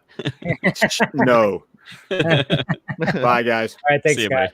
All right, see you tomorrow night. Yeah. When it comes to Affleck, I mean, we know that he was, this was a childhood dream to be Batman. He's always been a Batman fan. I mean, one of the things Kevin Smith always talks about when he talks about he bought Ben Affleck's house, or Ben Affleck bought his house. I forgot exactly the whatever that is, but there was like a secret like bookcase that actually opened up to like a little tiny, I guess, panic room. But Ben Affleck loved that because it was very much like the old Batman TV show. And he talks about when he did Daredevil, that was the closest thing to Batman that he can get to. And so you kind of wonder, like, if they said like, hey, you have a script, and that also correlates to this script over here with Deathstroke, can we actually do something with it? Or like we've talked about it too, what if they did some kind of animated series or anything like that had Ben Affleck's Batman there, him doing the voice? Wouldn't have to take much at all. He just goes in, does his voice, walks out with a bag of cash. I don't know. Goes back to Honor de Dermaz and gets massaged. And let's not talk about that. Anyways. That's when it was getting interesting. I know it was getting interesting. But, we're all jealous of that. But I mean, what's to say that they don't do something like that? If they go, hey, let's go to the animation route. I mean, they just wrapped up the DCAU, whatever I don't know what they actually call it, but they just wrapped it up with Apocalypse War, where now it's all kind of flashpointing at this point, I guess you could say. Spoiler, it's already, if anybody didn't see the end, but it's been out there for a bit. Come on, guys, get your shit together. Well, but, you had your chance. Brian Scully said in the comments that he could do voice and have Citrone do the heavy lifting in the suit. That's true. That's pretty much what happened in that warehouse. With the Watchmen show, Jeremy Irons, the way they shot that, they shot all of his stuff in like 2 weeks, and then he was just done. And they did the rest of the show over the course of months or whatever. And if it's the difference between if they are going to make more content in the future, and it's the difference between getting Batman or Affleck back as Batman and not, I can see them saying that, okay, Ben, we need you on set for 2 weeks. Because remember, he's got a finite arc also. We're not talking about him doing 100 more movies. We're talking about like if they do the series equivalent, or even if they do it as movies, we're talking like 1, maybe 2 more movies, because he's going to get killed off. Yeah. Right. So they say Ben. What? They say Ben. We structured the shoot so you just need to be here for 1 or 2 weeks, and they shoot all of the Bruce Wayne stuff and like all of the like Batman close-ups. Hell, they could even do face capture and have like Citrone have motion capture dots and replace his chin with Affleck's mouth and voice. Yeah, I know that's a nightmare scenario after Cavill's mustache in Justice League, but I think Snyder could do a little bit better of a job at that. Yeah. Well, the nightmare scene that kind of sort of happened, right? I mean, not really, but like it was like Richard Citrone did all that, and then I think something flashed in front or something, and then it was Ben on the ground being surrounded by parademons. Yeah. Or unless they CGI the mouth, I don't know, I don't remember, but. Yeah. Well, you could kind of tell because, I mean, Ben Affleck, I mean, let's face it. I mean, Citrone is, if you actually look at BTS photos, he towers over him. Like, yeah. I mean, that's the thing. Like, you can kind of tell if you want to get nitpicky when you watch that warehouse scene. I mean, obviously, it's all close-up stuff. Even when, like, he pulls the knife out right at first, and then it cuts, and then it's Ben. You can just tell. Yeah. Ben's just fucking. He's just a Huge. brick shithouse. Yeah. And, you know, Citrone's a little. You know, Citrone. I mean, Citrone's good. Citrone like does a lot of emotion in his face when he's like fighting. You see a lot of like that. I know. Yeah, his mouth is like he's just, like a lot of teeth showing. So, but I mean, at the same time, it's still badass, and it still worked. Like, I mean, that's the beauty part about playing Batman, and that was one of the arguments I had too when there was the whole rumors like a while ago, and Ben's gonna leave, Ben Affleck's gonna leave, and I thought, well, I mean, yeah, you could compare it to Hugh Jackman. You can't compare it to Tony Stark, Iron Man, and Robert Downey Jr. He's not doing anything but sitting down with like a fucking camera helmet on his head, not really doing anything. No, right. When it comes to Batman, yeah, I mean, you have to wear the heavy costume, but at the same time, it's very easy to have a stuntman in that costume because, you know, only this is showing. You know, when it came to Hugh Jackman doing his stuff, obviously he's not wearing a mask. A little bit harder to do, but at the same time, it's like, you know, if he were to come back, it's not going to be that big of a deal. From a personal perspective, also if you look at kind of the retrospective on his life in the way back, not necessarily in the movie, but in like the narrative around that movie, and you look at Affleck and you ask yourself the question of like, look at where he is now, and he's always fit because that's just the way his life. He's got to keep up with that young lady that he's with. You know, I'm just saying. So the question is, the question of whether or not it's appealing to him is, okay, would he do a season or two or a movie or two of a story to give closure to the most difficult part of his career? Maybe he doesn't want to get back in the suit, but if they could say, Ben, you signed up to tell a story and you didn't finish it, we can finish it and we can guarantee that we'll do it right this time. I don't know. I'm not Ben Affleck. I'm a fan who wants to see him, so I'm very biased here, but I don't know how you don't take that offer to say, hey, give us 4 weeks of your life and we'll finish this Batman story for you. You know what? It's not Warner Brothers. If Warner Brothers doesn't do it, if Zack Snyder asked him to do it, I think he would do it. Exactly. Well, he said in his quote, he said, I told Zack, whatever you need me to do, I want to help you. I know. Yeah. The man flew down to Very loyal. to do Jay and Silent Bob reboot before there was even like the part for his monologue that was even created. He was gonna play Cockknocker. He was gonna fly down and just do that with Kevin Smith, who we hadn't talked to in like I don't know how many years, like almost a decade. So by the way, I've been saying for a while, you think the internet's going crazy today. Wait until this additional photography happens and Zack Snyder drops a picture of Ben Affleck in the Batman suit and Henry Cavill in the Superman together. Suit. Like, talk about like you think anything like you want to talk about like a flex. Warner Brothers hasn't been able to figure this stuff out for years now. It's been years in limbo of like, well, what do we do with Superman? What do we do with Batman? Ben Affleck's gone. He's back. He's gone. Cavill's future is gone. And what's going to happen is as Snyder comes back, this is not supposed to happen, right? This is the impossible task. And then Snyder's going to be like, by the way, here's Henry Cavill in a Superman costume again. Here's Ben Affleck in a Batman costume again. Right. The character that all hate you right now. I'll have you on my shoulders, Victor. I'll put you on my shoulders. We'll go running through. The backward.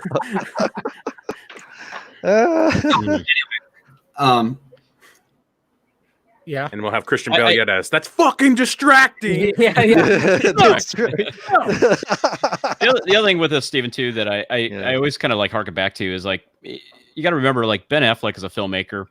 Yes. If he's got opportunities to do some of the passion projects that he wants to do on HBO Max, I mean, this is another thing. Like, hey, Ben, if you want to come back and do this for 4 weeks or whatever, whatever it takes, this little passion project film that you want to do, this is perfect for our streaming service. Like, well, I just kind of feel like all this stuff is just like, it's just almost kind of like a no-brainer. Like, bring these guys in, and these are the kind of guys that they want to bring in and form some relationships with before, like, say, Netflix gets them or anybody else. Yeah.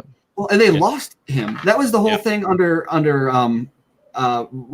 Robinoff. He brought Nolan and Affleck and Snyder and all of these guys to Warner Brothers. And then like under Sujihara and Emmerich, they'd lost all of. Well, I guess Nolan is still there, but that's because nobody can tell him no. No one can touch Nolan. And so, but they lost all of them, and now you've got. And so now you've got a situation with like we can get Snyder back with a streaming deal, we can get Affleck back with a streaming deal, and so and that was supposed to be the deal with his Batman originally, right? It was supposed to enable him to do some of these side projects, and it ended up consuming them. It ruined Live by Night because of all the behind the scenes drama. And so if they can promise him, hey, you have creative control, Zack has creative control. Yeah. And just because, you know, if we're going to be out over our skis in the first place here, that Batman script is written. Yeah. Right. What if they do that as a TV show and he doesn't have to, and he can trade off directing duties with different people, or, you know, there's all sorts of, this is like, it's like not a can of worms, because it's whatever the positive version of a can of worms is, but it's just like, this cracks the door on so many different hypotheticals. Maybe they won't all happen, but if some of them happen. Dave is actually thinking about the positive for a can of worms. I saw his face. Something just popped in my head right now, and I'm like, my jeans got a little tighter. But remember that rumor that we heard that Justice League was going to have that opening title sequence, like The Watchmen, with all the slow motion, them kicking ass. Imagine if he shoots that. Yeah. Imagine if he does that for the miniseries. You know, just that's the introduction. That's the introduction to the thing. Yes. Could you imagine? Oh my goodness. See, now with Junkie XL and like Tom. You get the original Cohen track. That just fucking hit me right now when Steve was talking about just like shooting stuff, and you know, and I was just all of a sudden it hit me. I was like, oh, could you imagine if he fucking did some kind of opening like that with Junkie XL, like music and just fuck that new intro, the wannabe Marvel intro and stuff. He's got a guy Snyder intro, and he's got a guy standing on a street corner with a sign that says, "I did it." I did it. That's what I do at Snyder. Oh, Zack. Snyder. Do or do not. There is no try. Sorry, I just all of a sudden I tried. I succeeded. Yeah. I came. Many videos. I just thought about that because I mean, what if he does shoot some kind of intro? You know, with either assembly footage that he has of something or like stuff that he actually shoots with these guys. I'm just like, I don't know if he'll do that because it's supposed to be a miniseries, it's supposed to be like, you know, linear and stuff. Like a great miniseries opening sequence. Yeah. Yeah. But is it so? Watchmen didn't have one, right? It just said Watchmen, and the title just came up on a wall or something. Did Watchmen have an opening sequence? Like an opening intro, like every episode. Oh, the series. Sorry, I was like, the series had like I think it just said Watchmen on the wall or something. A cold open because because then the title would come up after, like, way into it. They had something, but it wasn't like the title was always kind of like built right into the scene. Differently with every episode. Right. I mean, generally with like a mini series thing, they just really want to just show you the title, but then again, I mean, then you got like, you know, stuff like Daredevil. They had their opening, the way that all plays out. I mean, like right now, I'm trying to catch up on American. What is it? The Ghost Story. American Horror Story. Yeah, Horror Story. So there you go. And you know, they have their trippy little openings for like each season. You know, with every creepy opening. Yeah. But you know, and all that's just one giant story, like each thing. But you know, I don't know. I was just something that hit my head. I'm like, what if he did do something like that? Just maybe it could be for the intro of the whole thing, and not have it for every episode that would come on. Wow. But then again, I'd want to see that for like every opening of every episode. Like have like a scene, and then it goes right into the opening thing, and you just see all of them in slow motion doing their thing. Oh my God. I'm making it's so cool to have this conversation. Guys, don't worry. To be at the level of, whoa, I wonder what's going to happen in this scene. Not like if the actual thing's going to happen. It's like now it's on to what's going to happen on the series or how the intro is going to be done. And that's just amazing. Delzinski in the comments said, will this help Cavill continuing as Superman? And I think that's another part I briefly mentioned in my article that went up this morning. Cheap plug. As I was saying with WB, like not being able to figure this out and like not knowing what to do with their Superman or their Batman, and then here comes Snyder, like, oh, here's these characters. With Warner Max knows the value of these characters, and they want to continue it. So when you have a situation like with Cavill Superman, if he shows up in this show, if WB isn't ready to give him a movie and give him more Superman movies, I would be willing to anticipate that Warner Max would say, "Hey, Witcher was awesome. Let's do a Superman streaming series. Mm-hmm. Like people want Cavill Superman. Why can't we have him? Like we can, right? We have a multiverse. We have two different platforms. You say, fine, do whatever you want. Supergirl, Michael B. Jordan, Superman, whatever you want, live action. If you can figure it out. Yeah. Mm-hmm. But you've taken too long. You lost your chance. We're taking Cavill. We're putting him in our stuff. So I've kind of said this for a long time, and I've always kind of I would like to get your opinion on this thing. I've always kind of said, like, I thought the whole fear that it seemed like the studio was always kind of scared of, like having a property, on TV at the same time as you have it in the theaters, in film. I've always thought that was way overblown because I feel like, I think that's not given enough credit to the audience. I feel like if you want to do a live action Batman on TV, you could do it at the same time if you have Pattinson in the big screen. And I don't think anyone's going to have any problem with that. And if they do have a problem with it, then they got to be in a minority, because I mean, at the same time, it's like we see these properties everywhere anyway. Yeah. And especially at this point, how many people have we had play Batman? I think people get the idea that we could have different actors play Batman, and we have different continuities, and exactly. And it's not a new thing anymore. And that fear is multiverse. Well, actually, the fear is gone. But now that I think so. With new leadership in place, now you don't have embedded Hollywood thinkers making decisions anymore based on that kind of paradigm. Now what you have is AT&T. What they see is a product catalog. Yeah. And when you're not using your characters, what they see is inventory sitting on the shelf not being used. Right. Now, some people might hate that because it sounds very commercial and whatnot, but at the same time, what that means is you've got why isn't there a Superman show? There should be a Superman show and a Superman movie happening all the time. Wrap it up. No, I'm just kidding. That's what it's. Yeah, and I don't care that CW's got a Superman and Lois show coming up. I could care less about that. That's not going to have any conflict whatsoever if they have Henry Cavill in a film at the same time, or if they have him continuing on as Zack Snyder, Snyderverse on HBO Max, or even if they want to create a whole new character, a whole new actor playing Superman and put it on HBO Max. I could care less about any of that. I'm getting these characters that I just want to see, and I want to see different interpretations of them. That's what I want, and I think that's kind of one of the beauties of AT&T. For as much of as a conglomerate it can be, and all the downsides that come with that, they're looking at it and saying, "Hey, I can use these properties, and I'm going to use them as much as possible."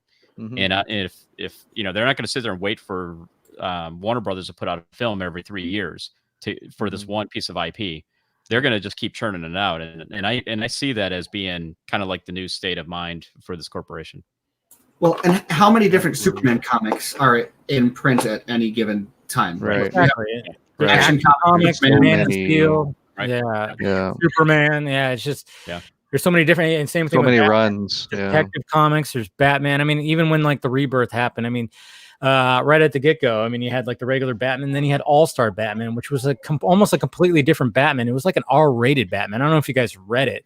But it was from Scott Snyder. All-Star Batman. I mean, it was basically just Batman taking Harvey Dent across the country or whatever, across the desert or whatever, and all these bad guys are after him. I always thought that would have been a cool like storyline for like a Deadshot plot or something like that, where you have to escort somebody like across and all these villains go after him. But the fact of the matter is, I would love to see that Scott Snyder All-Star Batman story, to be shown like that as a series or something. But I mean, that just shows you right there that you had like the normal stuff that's like the canon, and then you had like these offshoot stuff that that was very singular and very just a one-off. And I mean, who's to say that you can't really do that? I mean, the Snyderverse is not meant to go on forever. It's not meant to do that. We know that it's not meant to do that. We know that Batman's going to die, and Clark and Lois are going to have a baby. They're going to name it Bruce. That's why you bought the shirt that has sperm on it. I mean, it wasn't meant to go on forever. And Matt's all looking at it. He's like, where is it? I always joke. I'm like, I can't wear this to work. People are gonna be like, dude, you have sperm on your shirt. I'm like, I know, shit. It's a tadpole. Just yeah. What are you talking about? It's just it represents something else entirely. But no, I mean, we always talk. But the one thing that I was actually wanted to bring up was the fact that when it comes to like Tim, you said, and I think we all agree, it would be awesome if HBO Max were to have the Snyderverse on their stuff, because we can have the CW verse, we can have the DCU whatever direction that decides to go. We know the fact that when they had Ezra Miller show up in the Crisis on Infinite Earth, it kind of opened up the multiverse and said, okay, we can actually do this. And of course, you have the animated stuff, and so why can't HBO Max have the Snyderverse? But then the one thing that blocks that is the Green Lantern series, and we know that that's Jeff Johns, guy with the ball cap, and that's supposed to actually work with the movie, as far as I know, the Green Lantern Corps movie. And I don't know exactly. I mean, I know some story points and how it's supposed to lead into it. Apparently, that I was told. But if they wanted to do something with the Snyderverse, the Green Lantern show, I think, kind of, it's kind of like I don't know, a bump in the road. Have his own fucking Green Lantern. I could care less what Johns wants to do with his Green Lantern verse. Yes, but also you could still be separate even on HBOMax. It could also be Zack Snyder's Justice League : Green Lantern. Yeah. Colon. Put a colon in there. I mean, how many Earth Green Lanterns do we have? Chris has got to go. Chris has got to go. Gotta go, man. All right. Sorry, guys. Thank you. Right, I mean, that's kind of like what the beauty of some of what Jeff Johns has done to help expand the Green Lantern mythology is like you've got so many freaking Green Lanterns you could pull from right now. It's like you mean to tell me that we have a shortage of characters that we could use as a signature character in a Green Lantern show or in Zack Snyder's Justice League? I mean, Zack Snyder would probably use, he could probably use, Abin Sur if he wanted. It doesn't really matter at this point. Yeah, I mean, that's the only thing that I always think about is that show. But you're right. There could be like multiple, versions, and it doesn't have to actually. Jeff Johns can do his own thing, and it sounds like that's what he kind of is doing. It almost sounds, from what I've heard about the show and the movie that goes along with it. I mean, it almost seems like the show leads into the movie. From what I've gathered. So, if he wants to create it, it's almost like Matt Reeves doing his Bat universe. If he wants to create his own thing and do his own thing, do it. Hopefully that they could do that to Jeff Johns. Like, go ahead, tackle the whole cosmos of the Green Lantern universe. You don't have to have like all these other people involved and everything. So, that's the significance of the whole Zack Snyder's Justice League concept. Also, is it's an imprint, basically, right? Yeah. So anything that's in or out of that is going to be branded. Like they never figured out what to call the DCEU, and they never had like an official branding for the universe while he was around. What did they try to call it eventually? What was it? There's people talking about Worlds of DC. Oh yeah, Worlds that was ever. I think people were assuming that, but I don't think that was ever really a thing. Never stuck. Anything that Snyder does now is going to be he's going to have a brand that exists under, assuming he does more than just Snyder Cut. And he might even need to direct all of it. It might be stuff that's directed just under his label, but it will be it's not going to be something that someone has to watch and figure out, like, is this the same or not? They'll be able to just look at the title is going to say, this is part of this universe, because it'll Cloverfield, the Snyder way. Yeah, there's just so much possibility. I don't know, with all that. And I think, when they actually had Ezra Miller show up on the CW Flash, it kind of just like it kicked open a door, in my opinion. I don't know. It's not that they can have all that. And you can have two Flash. It was always kind of weird. Like, how would they play that off? They're both Barry Allen, not one of them's like Wally and one of them's the other, and they both look different.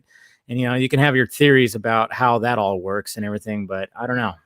I just want to see the damn thing, and I just want to see Darkseid, and who knows what could happen with that. I mean, Darkseid could be, they might want to be like, hey, let's do a spinoff for Darkseid, or I don't know. The Deathstroke movie, though, too, is one of the things that I wonder about, because, I mean, we've talked about that. It was probably more of a pitch than anything, but at the same time, when that article came out and Gavin O'Connor, is that who it is? Gavin O'Connor. Yeah, okay. When he talked about it, everybody was like, that sounds awesome. I mean, that was Gareth Edwards. It was what?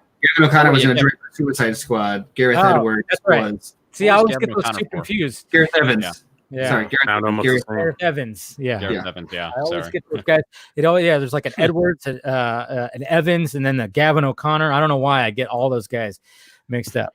But so I mean, I think Steven, you've talked about that too, where it's like, yeah, that was probably more of a pitch than anything. But at the same time, it's like, how can you not? You could probably invest about 40 to 50 million in something like that, and it actually could work. And if the Batman script had Deathstroke in it, maybe, I don't know, some kind of connection with that. If they were going to plan on doing that, I don't know. Well, even the Nightwing script that Chris McKay was working on, he was tweeting all the time that he's on his last draft or something like that. It's almost wrapped, so he's almost there, and then just disappeared, just fell off the edge of the earth. And that's all that I think Snyder canon, though, because Dick Grayson is dead and Snyder canon. Well, Dick Grayson doesn't have to be Nightwing. Yeah, who gives a shit about that anymore? I mean, that's the beauty of some of these characters. We're talking about Deathstroke, we're talking about Nightwing, we're talking about, whatever. I mean, some of these other, you get the Jared Leto Joker. I mean, you could do these things for relatively low budget. Yeah. So I mean, Well, and it's stuff that would never happen in live action. Yeah, that's the thing. Yeah, this is a whole new world for these guys. So, man, I totally forgot. Now and see, thanks, Tim. You made my heart ache again. I totally forgot about Chris McKay's fucking Nightwing script because I was actually really looking forward to that when I heard it when he was talking about it, and I was like, oh, yeah, you could do something very low budget with that. It doesn't have to be anything too crazy, and you get some good fight choreography, and you got yourself a Nightwing movie that the guys that did the choreography for John Wick and all. Now you just got a guy that has batons, not fucking guns, and yeah, you have it right there. God, I'm sad now. Yeah. Because it is funny how like Steven brought up the Dick Grayson thing and how people always like forget about that. How at one point like they were pushing for that was the dead Robin, but they changed it like in post, going no, it can't be the dead Robin. It can't be Dick. It can't be Dick Grayson because I don't know if it was because they had plans for the movie. I don't know all the logistics on that, but I mean, then you got other stuff that could potentially come out. I mean, we always hear about the Batgirl movie. I mean, I don't know if that doesn't really have anything to do with HBO Max, but like you said, there's so many different things that they could do on HBO Max that Snyder, I mean, he set up the Atom for some fuck's sake, you know, a character like that. We know that Ryan Choi or whatever the hell his name is. Yep. You know that he's in the movie. So what's to say that somebody could do some kind of spin-off little mini thing with him or something like that? I don't know. I mean, we've been talking about like, Steven Spielberg was linked to a Blackhawks film. Yeah, that one too. You know, that'd be another one. I'm pulling up my little notes here. These are our little show notes, and I know you guys can't see it, but like we've had this list of things that we hear about potential movies that are in development, and we always say, most of these things are never going to happen. Never happens. They have these things. They have people working on things and kind of see what floats to the top. And I mean, there's been talking about a Blue Beetle film, a Booster Gold film, Deadshot as a solo film. I mean, these are things that have come up. We have David Ayer's Gotham City Sirens, so I mean, there's just like, with how Birds of Prey performed, out in the theaters for Kathy Ann. I mean, that to me, like might be back on the table for, somebody like a David Ayer. So who knows, there's all kinds of possibilities here. We talked about, the Jared Leto Joker film. I mean, I just think, HBO is going to be screaming here saying, hey, we've got to create some original content, guys. And if the development cycle for Warner Brothers is just so slow, that's not going to fly for the corporation. Like AT&T is going to say, oh, okay, you guys can go ahead and, if you guys want to do this, go ahead and do it. Like there's not going to be all this like gatekeeping that I think we had in the past. I think a Booster Gold and Blue Beetle or show on HBO Max would be the shit. Oh, that would be like perfect almost. I always forget that they talked about that and that was in development and everybody's always worried, is it going to go to CW? Don't put it on CW. Make it. I mean, look at how popular the Harley Quinn series is. I mean, it's R-rated, it's adult. It'd be kind of awesome if a Booster Gold went that route. Probably won't, but at the same time, that to have like that dynamic in a series, a superhero series, so a character that like Booster Gold, I mean, outlandish characters like that. I mean, they have potential to be like big hits on the streaming service. Right. So there's all kinds of possibilities, guys. I mean, well, and if everyone remembers back when Variety published that article, it was one of the last like big swipes at the Snyder Cut from the trades, where I think that's the one where they called it a pipe dream. Oh, but that was that same article where they were talking about Warner Max, which is the other. There's Warner Max and there's HBO Max, and Warner Max was going to be like the quasi theatrical like film part, and they were talking about all the different DC projects that they could hypothetically put into development, and that each of those would get around a $65 million budget, and that's how. That's, I think, kind of demonstrates that what that means is that they've got basically a system in place for stuff like Deathstroke or Blue Beetle or any of these movies that it's a smaller character. They can take some more liberties with it. They can do it for cheap. They can give it to someone like a Gareth Evans who can just kind of go and do a thing, go off and get some stunt performers to do a bunch of cool choreography, and then just come back and be like, here's our Deathstroke movie. And they're like, cool, we'll put that on HBO Max. And just like do weird stuff. Just have fun. Just go make comic book stories. Yeah, I mean, it's definitely going to, and that's one of the things that was actually the most intriguing about breaking up the Justice League movie, or Zack Snyder's Justice League movie, the Snyder Cut, into a mini series, because it's like, I mean, that's something that's never been done before. I mean, imagine. I mean, that's what I was almost saying to the people that were pushing back on it. I'm like, you're telling me that that you would not be down for Zack Snyder, his movie. The fact that there's so much of it, and there's a lot more of it that we have not seen, that you would be against them like putting it out, in segments and being like a TV show that, like you said, that has Batman, Superman, all the people, all those players. Yeah. And the fact that we know the quality is going to be there. The quality is going to be absolutely fantastic because it's Zack Snyder. It's just going to be something that we never seen before. A Justice League series. That's probably going to be, the last thing that we've seen is what Justice League Unlimited, the animated stuff. That stuff was all great and fine and dandy, but to have like a live action series that looks as good as it's going to look because it's a Zack Snyder film or Zack Snyder series. Right there. I mean, I just can't see why you'd want to push back anything, have any kind of qualms with that at all. I don't know. Yeah. Or the people that were against it in general and say they won't watch it like that they'll watch it. Basically saying they'll bootleg it. I mean, they'll bootleg a Snyder movie that you've been fighting for this whole time. Yeah. And you won't do what the whole point is that they want to make some money off this. Yeah. And you're refusing to pay for it now, which is what still a business. Well, what you've been saying it'll do. They owe me. It's gonna make $1 billion this whole time, but then you're like, I'm not gonna pay for it. Like, what some of that makes no that's sense. asinine logic. Yeah. Well, anyone, I don't know. I don't want to talk down. Obviously, we're hyping this all up. This is not the reason this is possible is not because it's the type of movie that would have made $1 billion. Like if they had released this in theaters, the simple fact is it would not make $1 billion. Mm-hmm. And that's not just anything that's wrong with this movie. It's that unless they're going to give it a $100 million marketing campaign over the course of like 6 months, and people have already seen something like it. There's all sorts of complications in the way that the box office works in relationship to this stuff. Whereas on streaming, it works entirely differently. You can focus on a smaller audience. You get subscriptions, and so you get way more revenue per person than like from a box office, from like a movie ticket. And it makes way more sense, and it's going to make way more money on a streaming service than than if it were released theatrically. Mm-hmm. Yeah. Does it feel like it's just all been planned out? Does anybody else feel like that sometimes? Sometimes, yeah. Well, because it's like AT&T, the pressure that AT&T put on WB is the reason why they butchered the movie from the start. Well, not the only reason. I don't think AT&T put the pressure on. Do you? Do you really think that, man? Well, I think that's the reason why they wouldn't want to postpone it. Well, they didn't want to give Whedon more time because they wanted to get it off the books. And I think wanted there was Warner Brothers executives in charge at the time.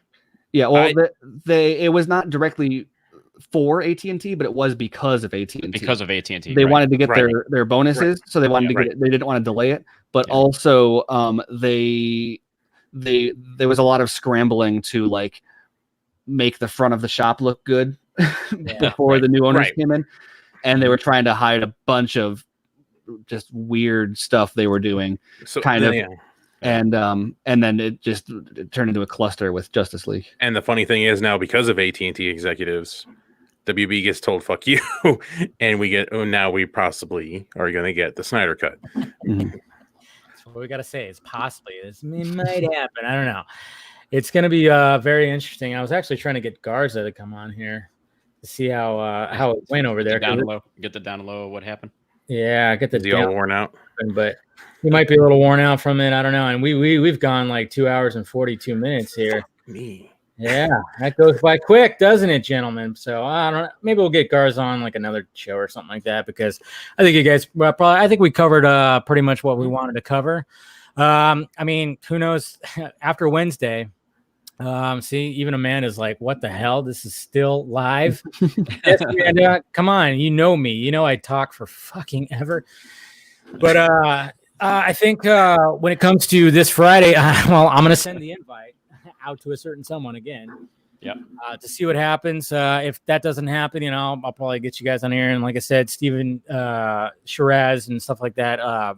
we have some stuff that might be brewing up with him talking about more about this. But I guess we just got to be patient and see what happens on Wednesday. I mean, maybe. Yeah. Well, and when Snyder said that he wanted to be on the show, one of my first assumptions was that's interesting because I don't think he would do a live interview before this is all sorted out. And so when he said that, I was like, that's really interesting. I don't think he's going to move on that. Like the fact that he's talking about that and the fact that he's not immediately moving on it to me indicates that like once it's announced, then you can talk to all the press because he can be way more open about everything. Right? Yeah, because I mean, it's one thing to do like a private thing on Zoom with fans, but I was going, would he actually do a live thing? I was like, he won't do a live thing because I mean, I'm going to fucking grill him about the Snyder Cut. I'm not going to hold back. Okay. I'm going to make Matt proud this time. There you go. Really, what name, Zach? Yeah, exactly. 1 year later. Yeah, I know exactly. It took me that whole time. You'll still start off with a chin. I know. I'll just be like, so, anyways, chins, man. You like? Hey, not that beautiful picture of him and I laughing together. That's all that matters. Yeah, that'll last forever. Okay, screw you, Matt. But no, that you're always cropped out of. Yeah, I know. Everybody uses it on my stream. I'm like, that's me. That's my arm right there. Jesus Christ. It's like just a little hand. How dare you? But no, we'll get Garth on here and we'll talk about that on another stream. But yeah, this has already gone way too long, and not way too long. This has been a lot of fun, of course. But on Friday, I don't know. We'll see what happens. Maybe we'll have a panel. I know I'm supposed to bring in the guys that did that redubbing of the Justice League trailer, and we're talking about doing like the other trailer. It was a lot of fun. So I might get those guys in here to talk about it again. But I will bump the shit out of anybody if the man himself does go. Let's do it. I will get rid of all of you, and then of course, like I said, you'll Venmo money to me and to see who makes it on the panel. Anyways, guys, go ahead and promote yourself. Go ahead, Matt, promote yourself. Oh yeah, fuck. Caught me off guard there. Yeah, Comic Movie Marks. I'm Matt. I usually have a co-host Shane, but he has well, actually, I think he's still at freaking work. Anyway, so he's working right now. We do Comic Movie Marks. We have fun, little entertaining videos. Come check us out. All right, go ahead, Tim. Plug yourself. Yeah, so I'm Tim. I'm on a show called DC Film Squadcast with my co-host Scott, who was on earlier before he had to run off and microwave some meals for his wife. We've been covering DC films, pretty much mostly just DC films since shortly after Man of Steel, and we've been kind of doing it weekly ever since then. So hope you go check out our network. All right, Steven. We all know Steven, of course, but it's okay. Plug yourself. I bet he's going to plug an article. I'm Steven. We did write now I won't just because of that. I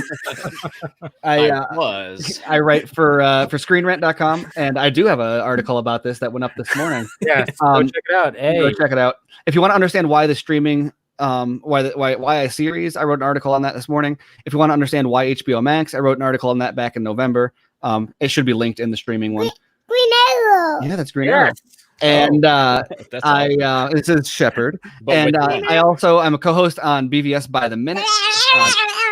Check that out. An excellent show, by the way. Thank you. You can find me at SM Colbert on Twitter, and I'm going to get devoured here. So thank you for everybody. All right, guys. I'm going to go ahead and kick you guys out and talk to the kiddies for a little bit more. I'm not done yet, guys. I'm going to talk to you guys for just a little bit, but I appreciate all you guys coming in, and we'll be back for sure. All right, guys. Adios. Thanks for having me on, Dave. All right, see you guys.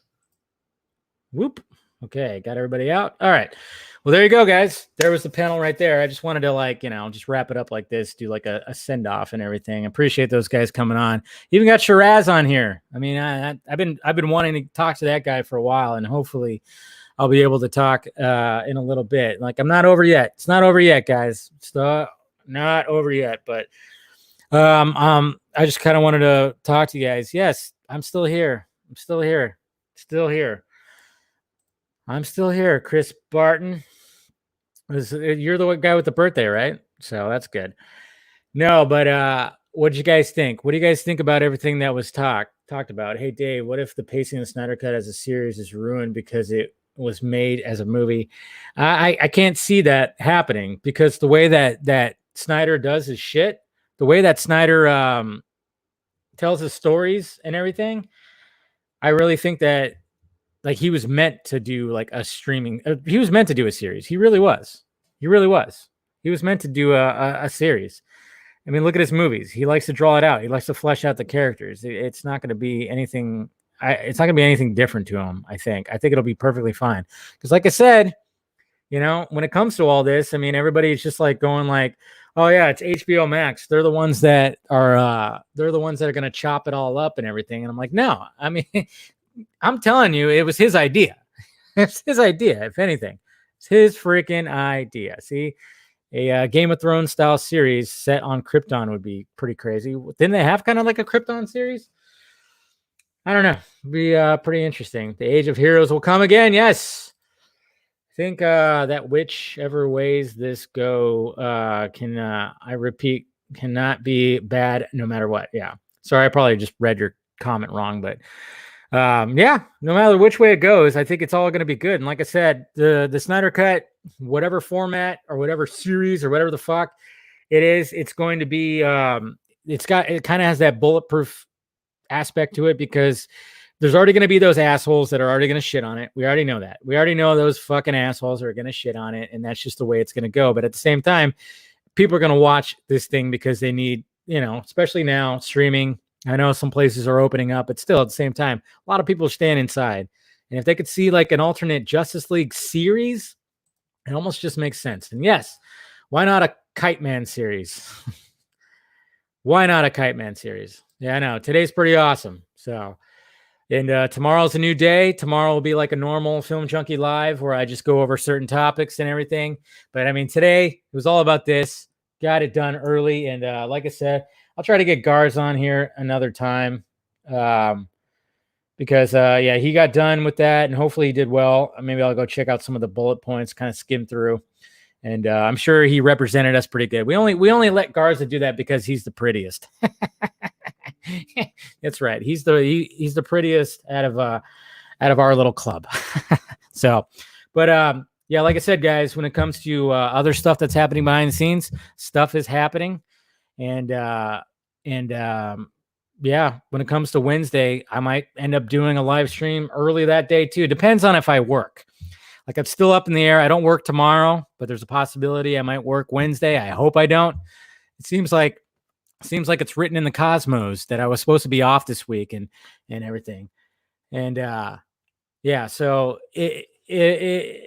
we'll see what happens. I mean, I'm still wondering, like, how is he planning on doing this? How is he really planning on doing this? And that's what's so up in the air for me, is like what's going to happen, and how is he going to like say what's supposed to happen? Why are we supposed to pay attention to it? Is he just going to tease it? I mean, there's a very good chance that he's going to tease it. Okay. And yep, Amanda's in the house. I know all you guys are paying attention to Amanda, and I'm not even listening to me doing my closeout words. Jeez. Yeah, I know. Call off after I've been off for like a week. that might not go over well. That's the thing. I mean, luckily, if I do have to go in, I'll probably be working at my desk, and there's not going to be really anything to worry about. I don't have to, like, hopefully not be in any meetings, so I'll have my earbuds in and I'll be listening. So, I mean, there is that. But, ooh, yeah, I should get Jarbo. I like that guy, Matt Jarbo, right? I'm going to try to get that guy, actually. I know he's been on other podcasts or streams that have to do Snyder Cut stuff and everything. So maybe I'll try to book him and other guests too to talk about the stuff. Yeah, it's good roundtable discussion. That's why I wanted to get some of those guys on here. It's all been good stuff. But anyways, guys, all right, I think I'm going to wrap it up. Like I said, thank you to Steven, Scott, Tim, Chris, Fatal J, Matt from Comic Movie Marks. I mean, it was full. Oh, well, look at that. There he is right there. Well, there you go. I didn't even realize he was in the chat. Well, thanks, Matt. Really enjoy your work. So yeah, I'll definitely be hitting you up, and we'll do some chatting about things. And it doesn't always have to be Snyder Cut stuff, but I think a lot of people are really appreciating your support and your videos about it, and your feelings toward Mr. Signor. I think we all kind of agree. So, but yeah, I'll definitely hit you up, Matt. I appreciate you joining the stream or joining the chat right there. Good times, guys. So, like I said, tomorrow I'll be back probably maybe the same. I don't know if I'll do it at 8. Maybe I'll do it a little earlier. I don't know. Just follow me on the Twitter, Facebook, all that stuff. You guys know where to follow me.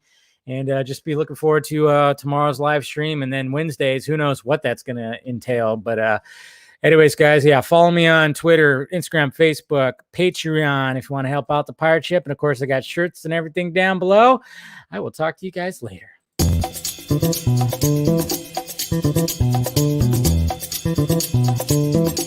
Thank you.